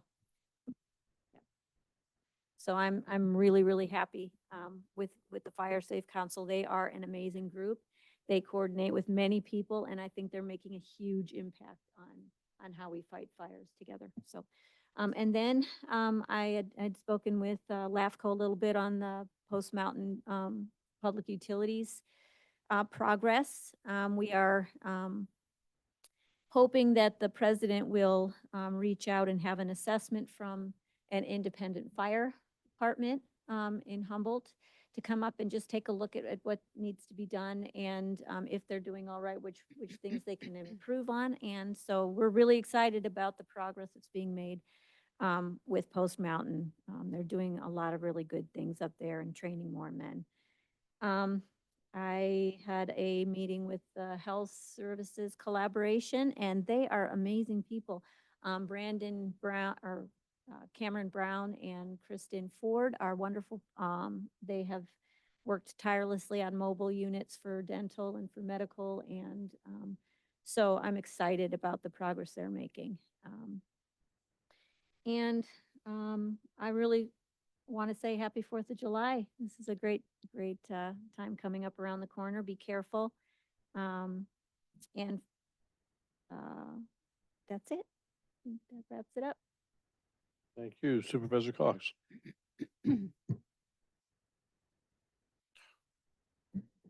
I attended the homelessness ad hoc committee yet again, and we'll leave that to CAO Tuthill to report out decisions that were made there. LAFCO, we received a presentation from TPUD General Manager on the status of their right-of-way expansion project. We approved by resolution the final budget and work plan for 25-26 for submittal to the auditor. The budget did contain an increase of 5% member agency contributions, which is a relatively small amount. And I want to note how much work LAFCO does to try to keep our costs down. There is some, what appears to me to be some very generous contributions personally made by the executive director on our behalf within allowable margins to really do everything she can to not cost us money. I appreciate that. We discussed additional member service reviews to come for 25-26. And so Supervisor Carpenter Harris and I have collaborated. We both sit on LAFCO and we both sit on the collaborative. And so there's an upcoming meeting, a training session available to LAFCO commissioners on commissioner best practices. Directly conflicts a collaborative meeting. So she'll take one and I'll take the other and we'll share results. RCRC, we had our 3-day, it's called County of the Chair. So this year, our chair is from Modoc County. So all 40 supervisors and the RCRC staff convened in Modoc County. We spend one day touring the county on various stops that are decided upon by the chair so that we can become more familiar with the area and their resources, their challenges, their successes. They've had an incredible success with a absolutely phenomenal park that has been created and is still just final stages of construction. We got to witness the installation of a beautiful monument that's just this gorgeous buck that's inside this beautiful surrounding pavilion, and it looks like there's supposed to be a fountain in coordination with it. They've got an unbelievable pavilion built around a train. There's an engine and I've got photos I can show you. It's just absolutely incredible. And with that discussion from their sheriff and their Caltrans folks there, their Department of Transportation in collaboration with Caltrans, and it appears that there are state funds or monies available to do such projects going forward. So something I'd like to look into, availability of funding where we could have something that's that incredible. Let's see. Secretary of Agriculture, Wade Crowfoot, was in attendance with us. I do admire that man continues to walk back into the room with these folks who are very willing to engage in some pretty direct dialogue, and he receives that and engages with us. Several admissions, that's his word, I will admit. Agency disproportionality impacts on our counties, responsibility to stay closer to our counties, responsibility to get into our counties and learn. And a mission that policymakers have often never been north of Sacramento and never seen a clean river. So I appreciate that he made the trip up. Admission that the agency needs to represent the full gamut of issues in the state. In his very long list of items to just kind of give as topics for conversation, he shared a frustration of watching the federal government remove funding from the state, but leave or increase state responsibility. And he also shared many things with regard to wildfire, one of which was that in the federal budget, firefighters haven't been cut out, but they have cut incident management team funding. So with that, all of the supervisors are allowed, to go around and engage in conversation with him, which we try to keep brief because there are 40 of us. I brought up with him the fact that he now has been offered a new lens of empathy of what it feels like to have your funding cut and your mandates maintained or increased, and asked that in the remaining 18 months that he has, if he would perhaps be willing to engage in such conversations that maybe now he sees through a little different filter. And I also asked that since funding has been decreased to the incident management teams, it might be an appropriate time to have a conversation surrounding the efficacy and efficiencies of how incident management teams work and are run. And it might just be an appropriate time to bring discussions like what Trinity can offer in our experiences to the table and see if we can look to increase how that works and how well it works. And he was very open to that. I do appreciate that. So there was also rigorous conversation regarding the stated goal for our zero emission vehicle requirements to be affordable, reliable, and safe. And as I mentioned kind of in our earlier conversation with our presentation this morning, we did have some very specific information offered by Del Norte counties and Lassen County as far as what their experiences have been. And I think it's important to, as CEO has stated, we'll pull those into our discussions going forward. Aside from the secretary, we are offered the opportunity to bring up our member county concerns, and that's a place where supervisors can jump on board with. They also have the same concerns, and that is where I brought up the experience that we've had in trying to increase our crosswalk safety. I want to be really clear that I have no judgment at all for how those engineers that I've engaged with in Caltrans on the out of Reading, and certainly our local Caltrans workers who are working to make our roads safer and do the hard work.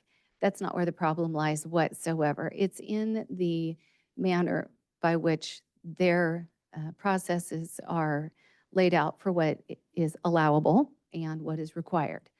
And right now, it is required that there be a death occurring from one of your crosswalk traffic incidences before funding is provided to put in what I'm requesting, which is just a pedestrian activated system.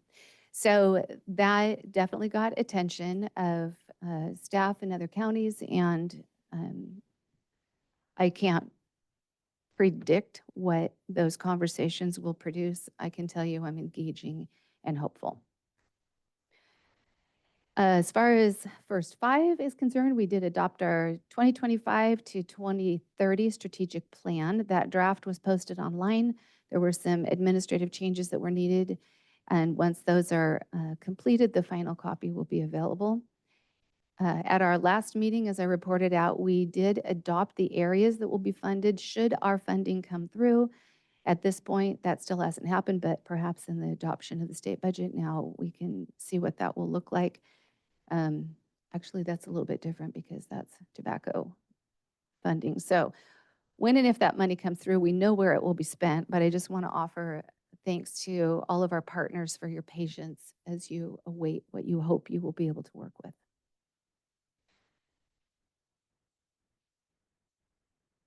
That is the end of my report. Thank you. Thank you, Supervisor Cox. Supervisor Blueboy. Okay. This CAPC board meeting, Child Abuse Prevention, attended that. It was lots of great discussion generally, but also some really good discussion about potential uses of available funds. So there were some funds that were still available for use, and it was great to see the collaboration across the groups talking about how that could best be put to use for this purpose. I was able to attend the employee recognition event, and I appreciate the department heads including us in that invitation. And it was great to see the turnout. And I think it's just really, kudos, as CEO Tuthill said, that these folks step up with their own time, their own money, and put the whole thing together. They're cooking, they're serving, they're entertaining, they're welcoming, and I think it's a great contribution. NACO Telecommunications and Technology Committee. I met with that group again, and we were discussing regulatory developments and plans for the national conference. I am unable to attend the national conference due to our budget limitations, but I still am informed about what we're working toward. And I did get an update even this morning that they were successful in getting legislation pulled back out of consideration that would have prohibited artificial intelligence policies for the next X number of years. That was an interesting thing that someone had put on the table. It got knocked down from a longer period to a shorter period, and then it just got pulled all together, which is great. And it's just, it seemed like great overreach. It's important for us to have policies, but not to be told that we can't. The Trinity Pride Picnic, I think that was also another great event here in the community. Groups like HRN were there to demonstrate support and highlight available services. I appreciated that. Economic Development Summit. Joined another of the planning committee meetings to fine tune the plans. Agritourism is one of the priority topics. So we are looking for ways that we can incorporate Trinity County's aspect of that, including canatourism. Senator Mike McGuire will be the keynote speaker, and this is going to take place in Lake County during the fall. I was able to represent both the Board of Supervisors and the Sierra Nevada Conservancy Board for a celebration tour at the Trinity Headwaters Forest Conservation. And for those who that doesn't ring a bell, this is 11,000 acres that were recently acquired and put into conservancy, now under the control of our own watershed center. It's absolutely amazing area up there, and you could absolutely see why it's so important to do the work they're going to do. There's going to be a bit of restoration because some of the meadows that we count on so much to help with that headwaters area have been overtaken, and so they need to be restored. Tourism Development Advisory Board. I met with 3 other advisory board members. We gained consensus for the pause of service with Civitas that I had announced that I unilaterally made last time. We are not planning to schedule another meeting until we determine either that we have the support and momentum to re-engage or until we determine that success is unlikely and we should discuss dissolving the advisory board. So we discussed probably a quick check-in in 30 days, but probably at the 60-day point, coming back together and just making a determination. If we move forward, we have everything in place that we need from Civitas. We got to do tweaking based on what the public has to, not the public, the lodging business owners have to say about the documents that have been drafted. But otherwise, all the components have been drafted. So we're in a good place there, whether it gets picked up today or some other time. But at some point, we need to decide if we're going to move this forward. There was acknowledgement that we're in the midst of a busy season for the lodging business owners, so it's a tough time to be trying to get them to come to meetings and so forth. And so perhaps the timing is part of the issue. I did want to let folks know I'm actually working on a web page that I'm just going to add to my own site that can be used to highlight accurate information, share testimonials I've been receiving, and answer frequently asked questions that I've been hearing about. So just trying to have a place, and I definitely share all that information with the county if it is appropriate for it to be on the county page. Happy to do so, but absent that, I'm just going to do it on my own website so that I can share that information and our fellow board members, advisory board members can access it as well. I was able to attend the Legacy Cannabis Genetics event. This took place, the one I participated in took place at the Junction City North Fork Grange location. It brought together members of the commercial cannabis community, actually a representative of our ag department, and then the researchers and such that are focused on this initiative. And it was a very informative session. I think the main thing to understand is what they're hoping to do is establish the heritage and the legacy of these various cannabis genetics, so that just like if you're familiar with, Champagne can only come from the Champagne region, wine can only come from the Bordeaux region. This would be, if you're going to claim this genetic of cannabis, it has to have been grown here. It's a appellation status that they are trying to work toward. And that then allows you, just like you would expect with a Bordeaux or other wines or champagne or other things like that, it allows a certain level of status, a certain level of branding, and theoretically could elevate pricing above the just mass marketed products that might otherwise be available. It was very interesting, though, to hear the discussions about the challenges that are faced there, and not enough time to go into that. But that group did offer to come do a presentation to us at some point if we are interested. Lewiston Volunteer Fire Department fundraiser. Sheriff Saxon mentioned this, and he and I spoke a little bit during that last incident because it was in or the Rush Creek incident that was in our district. And I will say, our local fire department responded within 9 minutes, which was pretty impressive. There were over 5 local volunteer fire departments, CAL FIRE, several tankers, several helicopters, and it was actually a very good, even though the winds were the craziest that people will ever remember, it was a great thing that there at the moment were no other fires going because we had all the resources we needed. In the middle of them fighting it, other fires started down in Reading and those resources were quickly diverted. But on a personal note, that came within 100 feet of a property we've owned in Trinity County for 20 years and melted a 10,000-gallon water tank that sits on our property that feeds a community water company. And so it was interesting, compelling, and I just really appreciate that. Sheriff Saxon did share with me that at that time, the staffing from the sheriff's department had to come from off-duty personnel just to be able to get the response that we needed to help manage evacuations and all those other sorts of things. So I appreciate his team's dedication. We did raise about $10,000 this weekend for the Lewiston Volunteer Fire Department. It was great to see the community come together with that. And I just wanted to share a comment that Chief Corbett offered when I shared some feedback about my appreciation for what had happened in response to that Rush Creek fire.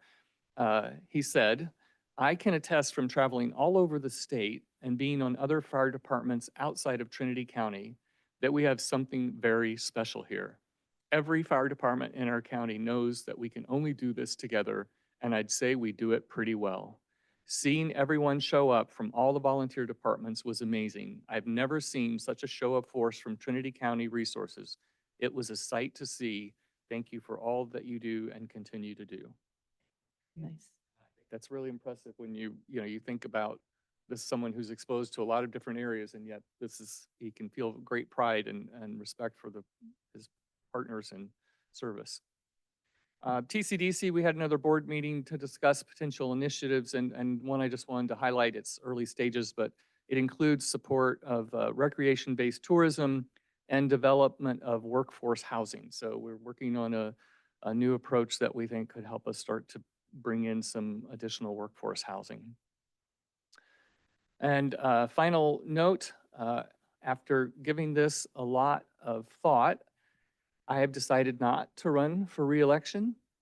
And while I'm very glad that I've had this opportunity to serve, the time commitment required to do this job well is greater than I can sustain while meeting commitments I made to other organizations before I took this office.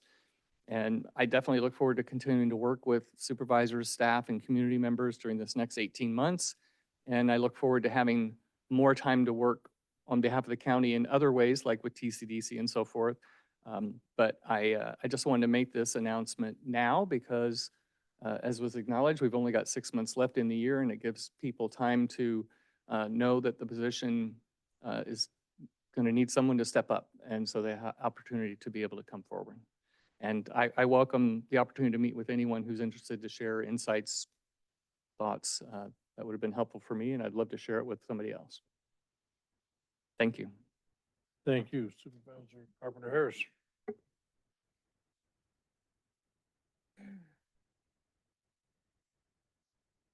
So I have a little update from the public lands meeting that I had for NACO. And a question for CAO Tat Hill. Did we receive our payment in lieu of taxes? In two different sites I looked, and one had said we should have, and the other one I couldn't see that we had been paid for that. We did. Okay, great.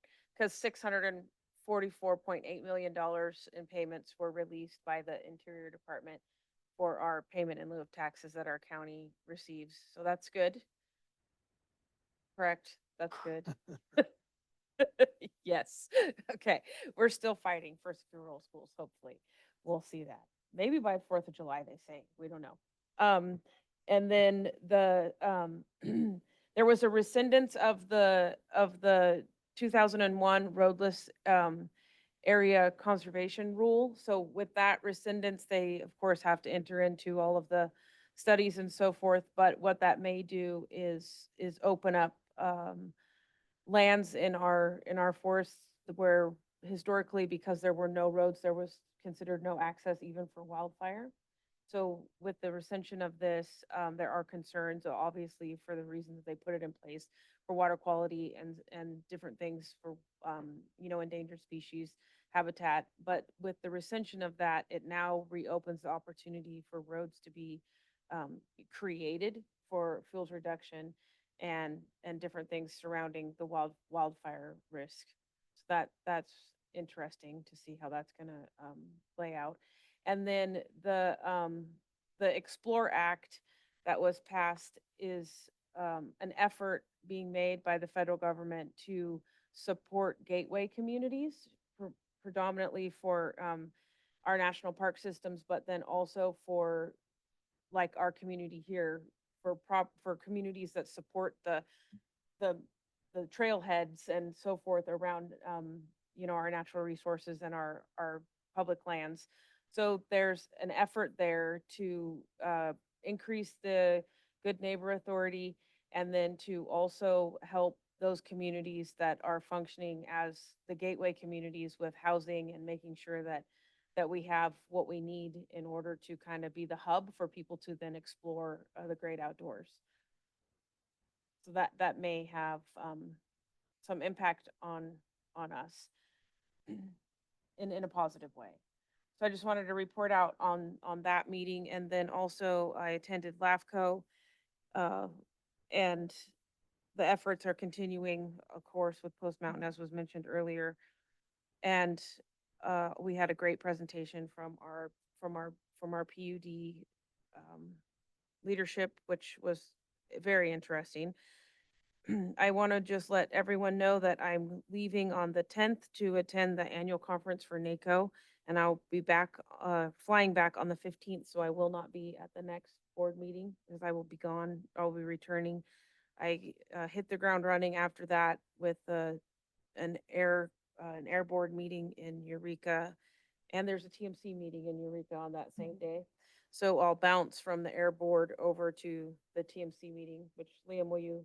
I will be there. You'll be there. Okay, so we'll both have a So presence you there. don't have. to And go then into- covering the collaborative on the 18th so that Supervisor Cox can go to the LAFCO meeting. I also just want to say that I'm very happy that the mountain lion attack near High and Palm, we didn't lose a citizen, an individual, and then that the efforts, the collaborative efforts were put into place to make sure that mountain lion doesn't have an opportunity to strike a human again. And I want to just bring attention to the fact that there seems to be what I would call a community blight occurring. We now have 3 abandoned trailers from the Trinity County line on the way to Weaverville with people yarding them apparently out of homes or wherever and just depositing them on 299. It continues over the Humboldt County line where there's an additional car and another abandoned trailer right before you enter in to Willow Creek. So between Weaverville and Willow Creek, there's approximately 5 abandoned trailer slash motorhomes on 299 as well as a car. And this has got to stop. I'm gonna try to do a little bit of research to find out how we can be more aggressive and cause greater discomfort to the people who are leaving their trash for all of us to pay for. It's disgusting and rude and it needs to be stopped. And anybody who sees anyone do that, I will give you my phone number to call and then I will find out. I'm tired of this. It's very rude. The other thing that I think was interesting, I attended a conference with my other work, but I think this plays into some of the challenges that we're having in our workforce around the state, but I know sometimes here as well. I thought I would just read to you some brief stats that have been generated through a study that was conducted. And it's sad, but it's a reality. Currently, in 2024, 55% of hiring managers reported that they needed to terminate recent college graduates for poor communication skills and lack of professionalism.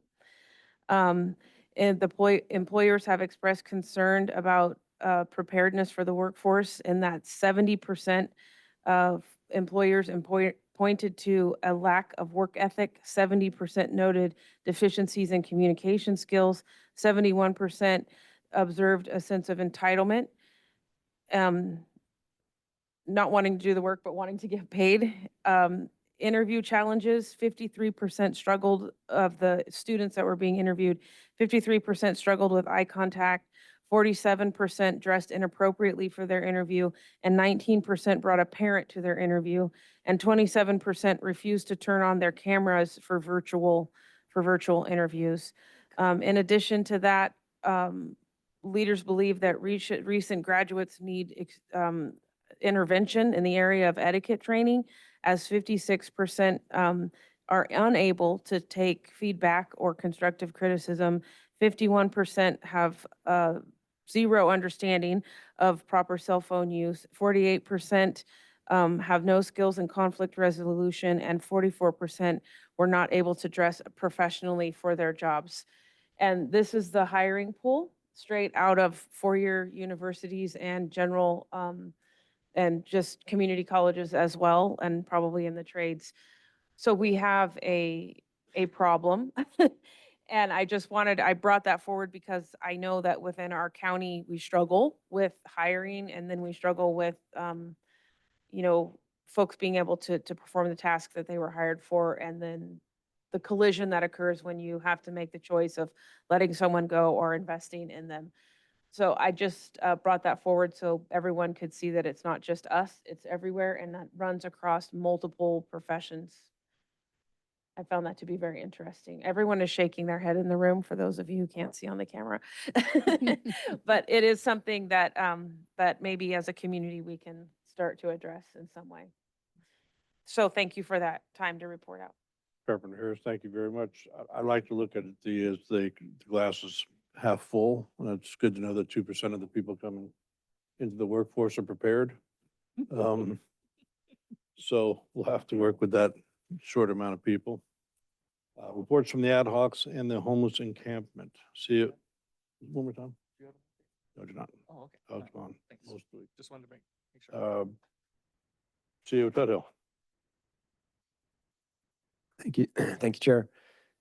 So the homeless encampment ad hoc met on the 23rd of June. There has been another camp walk conducted since the prior ad hoc meeting. There's been an article published in the monthly newsletter on actions and activities that have taken place over the past several months on the general homelessness encampment topic. We discussed some future vegetation and fire mitigation sites that need some further evaluation for potential late fall or winter partnership work with CAL FIRE. The ordinance that the board approved will be in effect mid-July, following at the conclusion of the 30 days after the prior board meeting. And then, Chair, as you recall, the ad hoc was created to evaluate the homeless encampment situation within the county, and if warranted, bring forward a ordinance for board consideration. The ordinance has been brought forth and voted upon by the board, and that process is still in the completion phases, but any action from the ad hoc is complete.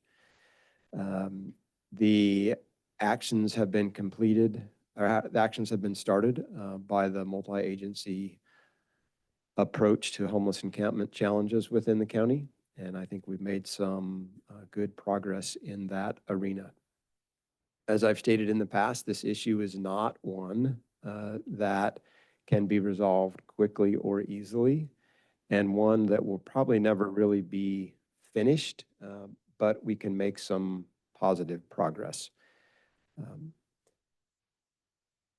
I think, based upon the actions over the last few months under the ad hoc direction, we have made positive progress and we are moving in the right direction. But based on the fact the ad hoc has completed the task associated with its establishment, it's my recommendation at this time that the ad hoc committee be dissolved. County staff will continue to address the homeless encampment challenges with a multi-agency approach under the structure of what could be determined or coined multidisciplinary team. The specific name will be discussed and decided upon later. But based upon those previous statements, is my recommendation that the ad hoc be dissolved at this time. I think I would agree that the ad hoc should be disbanded at this time. We've completed what we were supposed to do. Yeah, as CEO Tuthill said, this is not going to be a easy fix, a short fix. As we all seen throughout the state and the country, that counties, cities have thrown millions, if not billions of dollars at the homeless situation and have had a very, very hard time curing it, if making any impact at all. So we will keep this up with our multi-agent task force to try to do the best we can.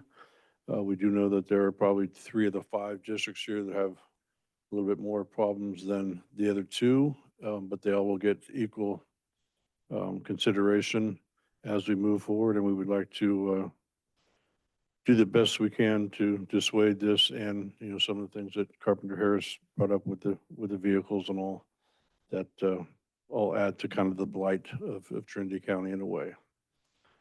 So then I would like to know if the board would like to disband the ad hoc for the homeless encampment. And just so I'm clear, the chair actually has the authority to do that himself, is that correct? Yeah, but you're just looking for board consensus? Yeah. Yeah, I agree. Yeah. Agreed. Okay. Thank you for all the work. Lot to go. There's a lot left to do, but we came up with a good ordinance, and I think by the end of this month it should be in place, and we'll move forward with that. You need a break, Rick? We'll take a 5-minute break.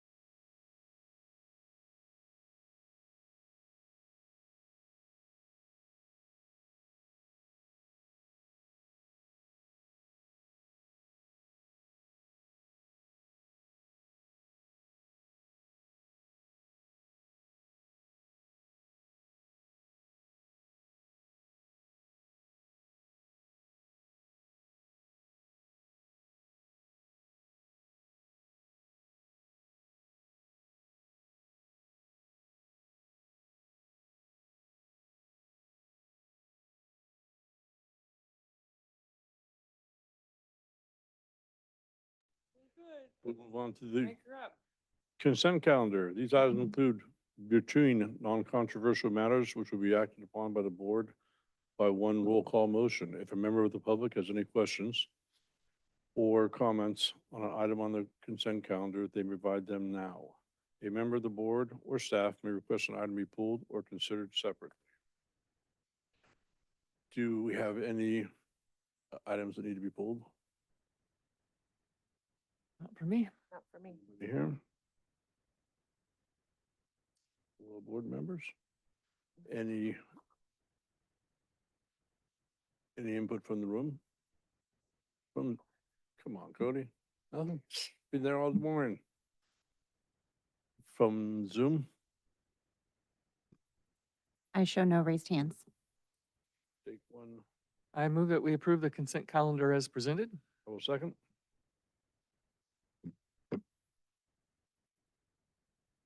Supervisor Gogan, Aye. Supervisor Lutwiler, Aye. Supervisor Cox, Aye. Supervisor Brownfield, Aye. Supervisor Carpenter Harris. Aye. County matters. These items include non-routine or controversial matters and are listed alphabetically by department. A member of the board or public may request an item be heard out of order. Does anybody from the public or the staff want to hear one out of order? E1, Community Development Building. Introduce and waive the reading of an amendment to Chapter 15.04.080 to include both the California Code of Regulations, Title 24, California Fire Code, and the California Code of Regulations, Title 24, California Green Building Standards Code. Unknown fiscal impact. Good morning, Chair and board members. Good morning, Coney. Building Division Director Cody Smith.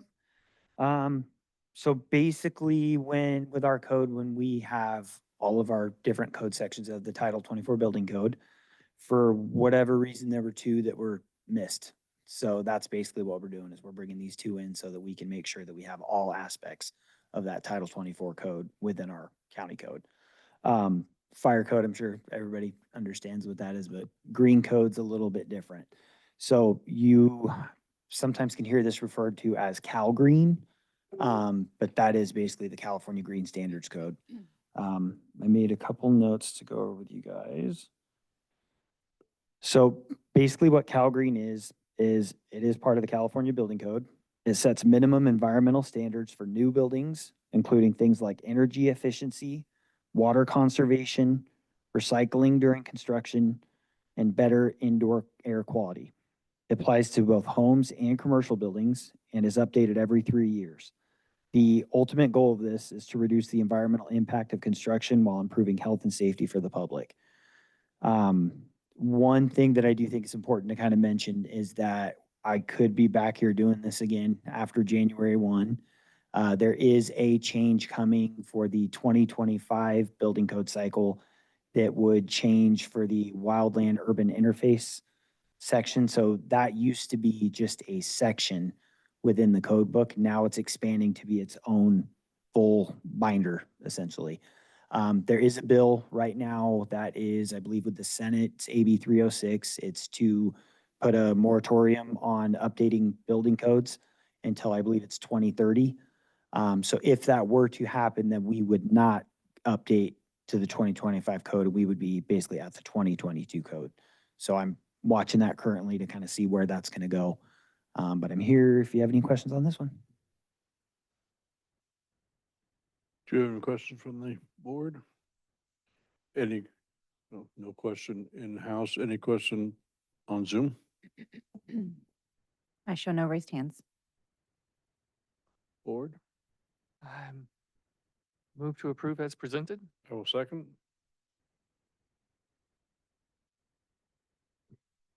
Supervisor Gogan, Aye.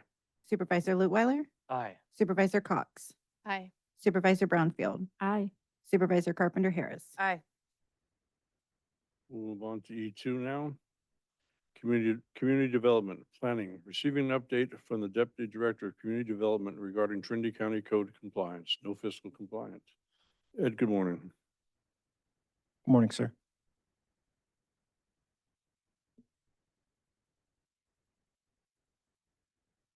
You have the presentation, right? Awesome. Thank you. Morning, board, chair, and board. My name's Ed Presley. I'm here to go over July 1st, 2024 to July 1st, 2025, seeing as how CDD took over code enforcement. So code compliance, code enforcement.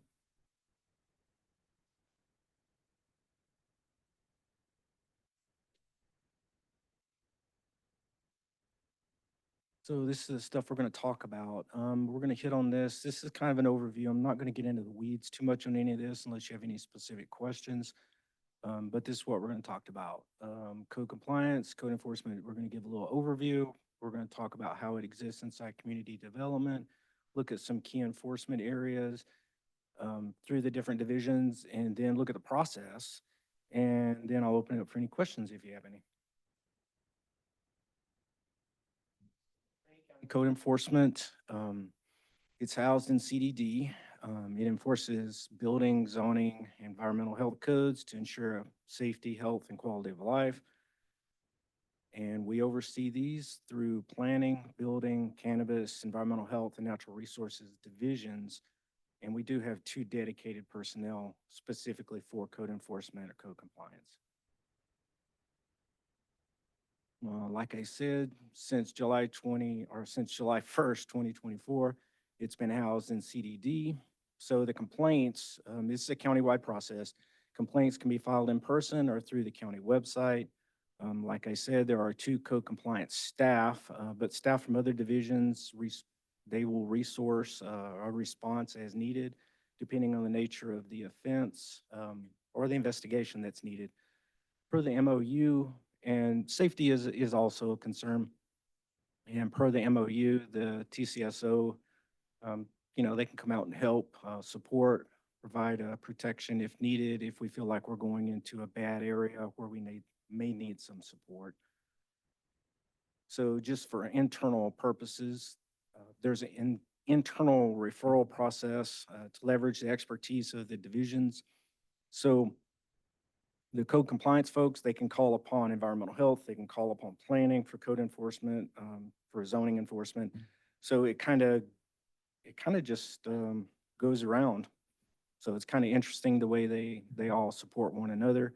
Governed by Chapter 8, enforcement, Chapter 15, building, Chapter 16, subdivisions, Chapter 17, zoning, and Chapter 18, environmental protection. If there's any kind of gray area or whatever, usually it comes to me and I will make a determination on which division needs to respond or the level of response. We're going to start off with the building division. So they're governed by the county and state building code. So that's what they're looking for. They're looking for any kind of building code that is falling outside of what people need to be doing. So they can be called on to investigate, but basically they're bouncing it against county and state building code. And it's required, building permits are required for all new construction, demolition, remodeling, repairs. Again, if there's any gray area, we usually get together and kind of decide who needs to respond. But building usually takes care of all the building stuff. The permits are mandatory for residential, commercial, and industrial projects when applicable. So there can be varying levels of this around the county, so it just all depends on what's really going on site. And we do have some very interesting call outs sometimes for complaints because people just don't know. And so then we'll have our folks go out and look at it, usually Cody.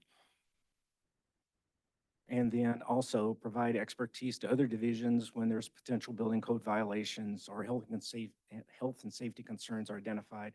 Kind of like LDRD, he'll go out and he'll still do inspections and everything and make sure that the permits are good to go. But it's all based around health and safety. And that all falls to the chief building official or the building division director. Planning division, again, it's governed by county and state code. And we're looking specifically at zoning ordinance, SUD guidelines, director's use permits. What were the people supposed to do on the ground? Did they do it? Did they not do it? Conditional use permits, planning commission decisions. So a lot of times, these projects will go to the planning commission, and planning commission will have to weigh in on, what is it supposed to look like? So there'll be conditions that also get supported by county council. Sorry, I didn't bring you guys up and include you actually, because we do rely on their expertise in a lot of situations. Architectural review committees, we do have 3 in the county. And so they have a special group of guidelines that they have to look at. Like for instance, the one situation that's going on in Lewiston right now, and it is inside the historic area. And so we actually have to establish an architectural review committee so that they can sign off on it to say that it's permissible for the house to be built. So inside those areas, there are a little bit extra guidelines, and those usually fall to me. And I'm kind of like the top of the pyramid there, and I'll divvy out and try to get the people together to handle whatever we get that comes in. Cannabis division, this has been spoken about ad nauseum, but they follow county and state code, zoning regulations, cannabis EIR, inform the compliance process for licensed cannabis cultivation. It's very important. The folks out there, they know when they go through the process and they get a license that there are definitely regulations that they're going to have to adhere to. And if they decide at any point in time not to adhere to it, that we might get a phone call. Daniel might be out there doing an inspection, or Cody might be out doing an inspection, and then they will either get a notice of noncompliance or a notice of violation.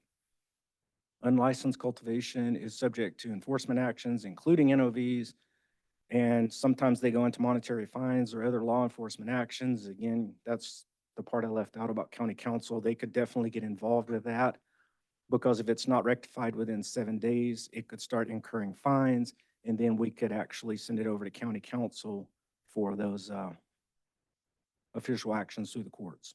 We don't like doing that, but sometimes people, they fall outside, and we have to help them along. And that the top of the pyramid on that one is Cannabis Division Director. Environmental health, once I get into the stats a little bit, you'll understand how, or maybe get a glimpse at how busy environmental health is. The numbers speak for themselves, but they fall to county and state code. They look at food establishments, septics, wells, and environmental health and safety concerns, commercial swimming pools, et cetera. This is a long list. I made a mistake in asking Christy to send me some stuff that she looks at, and the list was about 3 paragraphs. And I said, well, no, I need to put it on one slide, so I'll just put et cetera out there. And I think obviously people know how involved environmental health is around the county. And also new program is the Coupa program. So that deals with a lot of hazardous material, hazardous waste stuff around the county. They were doing that before, but now they're in the eye, so to speak. The state actually sees them, and the program's actually stood up as of today, actually. So it's pretty cool. New capabilities to the county, so we can appreciate that. And they ensure compliance with health and safety standards to protect public welfare, and that falls to Environmental Health Division Director. So we do a lot of complaints in my department. So we receive them. There could be anything about chickens. It could be about horses, too many on a particular parcel. It could be just about anything you can imagine, because the public, and I would say sometimes us, we have no idea just where the lines are. So we will get a complaint in, and sometimes we have to spend a considerable amount of time actually determining what's right and what's wrong, and then who should it go to. So that's part of the reporting, the code violation process. The residents can report them online. They can come into us, just call us, let us know. But sometimes because people don't really know the law, and the law is kind of convoluted and gray in a lot of areas, sometimes we just literally have to sit down and try to figure it out to find out if it's a code violation. And we have those as well. It's not always just black and white, and somebody calls in a complaint and then, we just react. Sometimes there's some gray area involved in some decision-making in that process. The form online allows for confidential submissions, so you do not have to divulge who you are if you want to submit a complaint, And please do. If there's something out there that you know is wrong or you suspect it may be wrong, submit the complaint and let us check it out, because you never know, unless you do know. But that includes options to upload supporting photos. Those are always good. Highly recommend uploading the photos so that we get a visual on it. Sometimes photos are outdated, sometimes photos are not very good clarity, but regardless of what we receive, we don't just automatically do anything. If we received a complaint or a code violation, we will actually go on site to verify. So that's one of the main things that we do. We don't just accept somebody's word for it, even if we have photos. We still have to go on site and verify as per county council. Once a complaint is received, it's forwarded to the appropriate department, division, or outside agency. If we need to get CAL FIRE involved, or Forest Service involved, or CDFW involved, it may not even stay in-house. We may have to refer that out. But it's a collaborative process, and everybody that knows what the process is, they could get that phone call if it ticks the box for their awareness or their contribution. So here's just basically an overview of the process. Code compliance enforcement personnel, they go out and they inspect when we receive the complaint. They verify the complaints. They issue NOVs for non-compliance. If it's something that can be corrected on the spot, if it's an education thing, sometimes people just don't know, like I alluded to earlier. People don't carry around a code handbook, and sometimes people just don't know. So there's a little bit of teaching involved in this process. The compliance period. So if we do issue an NOV, there's typically 7 days in order to resolve it, to correct it. And at that point, on the 8th day, you can start incurring fines. It depends on the nature of the violation. If it's a misdemeanor or it's a potential felony, then we could just pass it right off to SO or get county council involved again. Thanks, Sean, to get further guidance. And like I said there at the bottom, the follow-up and potential civil penalties. If violations persist, further actions may include fines, legal injunctions, and we're in the process of updating Chapter 17. So there could be changes on the way here to make this a little bit clearer. So the Form Center online is trinitycounty.org. Just go to the Form Center. If you want to contact us directly, just call 623-1351. And then we're right there on 530 Main Street, but you could also go up to 61 Airport Road, talk to whoever. If it's something that is going on, just please ask the question. That's all you got to do. You can always just send an email to info@trinitycounty.org and get the ball rolling that way. So before I go into questions, I want you to listen to some of these stats. The division's been busy since July 1st of last year. Building has issued 62 NOVs, 12 have been closed out, and 50 are still somewhere in the process of getting rectified, getting resolved. Environmental health, I probably should save them to last, but I'll go ahead and go over that now. They've issued 82 NOVs, 815 violations. So you could have one form, but you might have 3 or 4 different violations. So that's why that's broken out differently. 35 of those 82 separate properties, 35 of those have reached out to request, hey, what do I need to do next? How do I fix this? I don't want this on my record. I don't want it on my property. Let me fix it. Please tell me how. And then 10 of those 82 have achieved 100% compliance, so they've completely resolved the issue. For cannabis, Division Director Plabani wanted to break it down from 2024 and 2025. In 2024, they issued 27 NOVs, and 17 were resolved within the 7-day abatement period, and 10 of those accrued the monetary fees for failure to respond or rectify within that 7-day period. In 2025, so far, 6 NOVs have been issued, 3 were resolved within the 7-day abatement period, and 3 remain unresolved, and they're still currently in that 7-day correction period. Now I will go to questions. Dum, dum, dum. Thank you, Ed. Does the board have any questions? No, thank you for the update. I would ask if you could forward those statistics. That would be great. Yeah, Thanks. Will do, sir. I wanted to make sure I had the most up-to-date numbers, so I actually pulled those, the final ones this morning. Thank you. Supervisor Carpenter Harris? None, just thank you. That was interesting. Appreciate that. Thank you. It's a lot of work. Supervisor Cox? Oh, I'm good. Thank you. Appreciate it. Do we have any comment in room? Apparently not. On Zoom?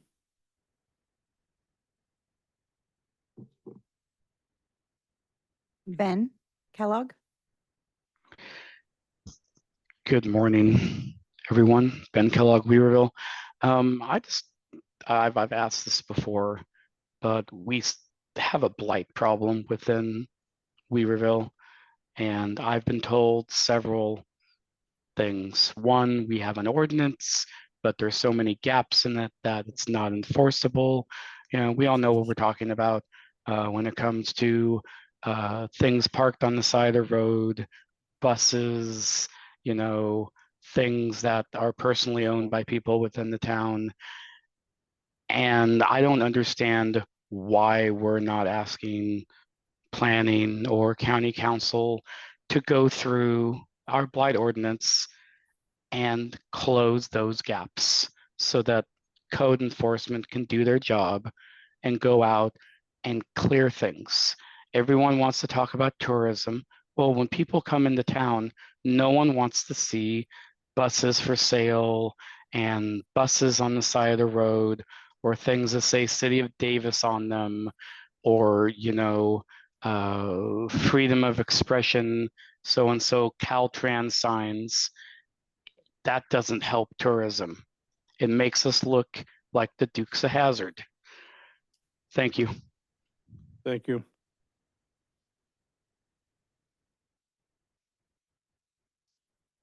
Ed, do you have anything else? Are you good? No, sir, I'm good. Thank you very much. I appreciate it. Thank you. Chair, if I could, I have a request. We've heard a lot of public comment about our blight ordinance and why it works the way it does at this time and what our hopes for the future of how that will work. And if in whatever fashion is most appropriate, we could have some information provided to the public so that they can have an understanding as to what is and what the hopes for the future are. I would appreciate that. I support that. I do too. We'll move on to E3, transportation. Approve a budget adjustment for fiscal year 24-25 for miscellaneous public works. Department 3110, increasing service and supplies by 18,000 and interfund expenses by 12,000. Approve a budget adjustment for 24-25 for general fund contingency, Department 9901, decreasing appropriations for contingency by 30,000, and approve a budget adjustment for 2024-25 for contributions to other funds, Department 1990, increasing transfers out by 30,000. Increase in general fund appropriations is an amount of 30,000. Contingency balance is, as of 6/19/25, $384,391.00. Great. Good morning. Panos Kokas, can you hear me? Yes. Yeah, great. Thank you. I suppose it's all the questioning about this long agenda item, what's happening to miscellaneous public works.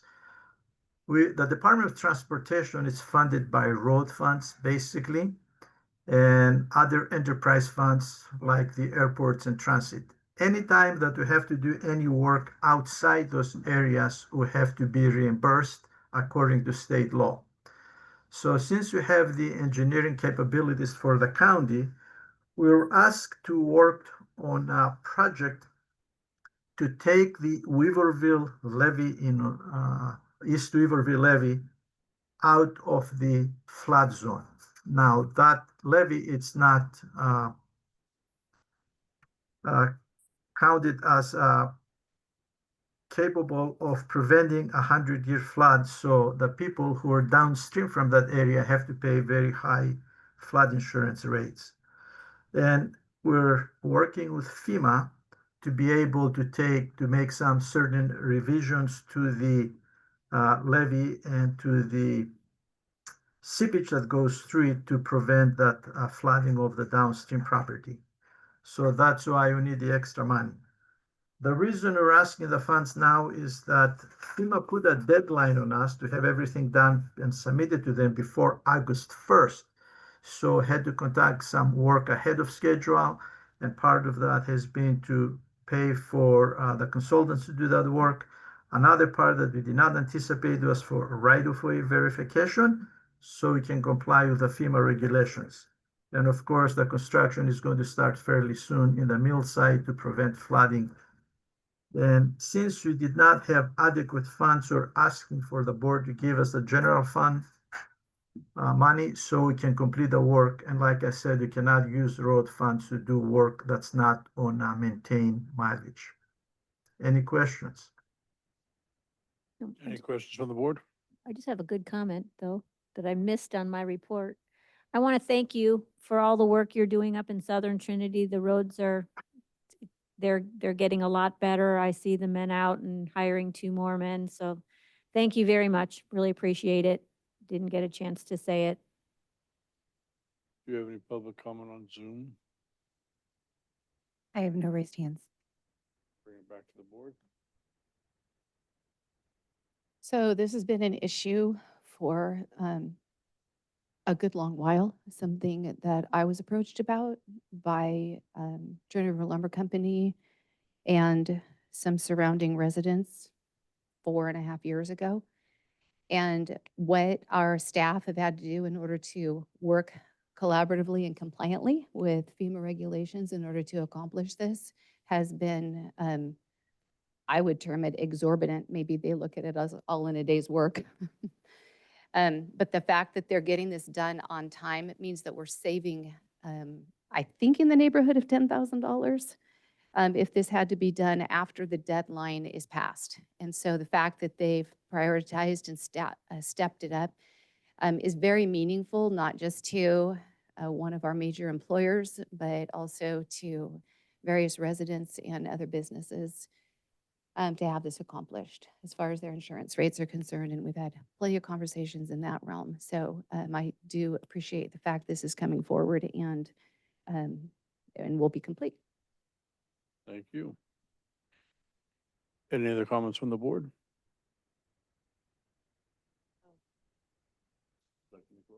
I would move that we approve this item as presented. A second.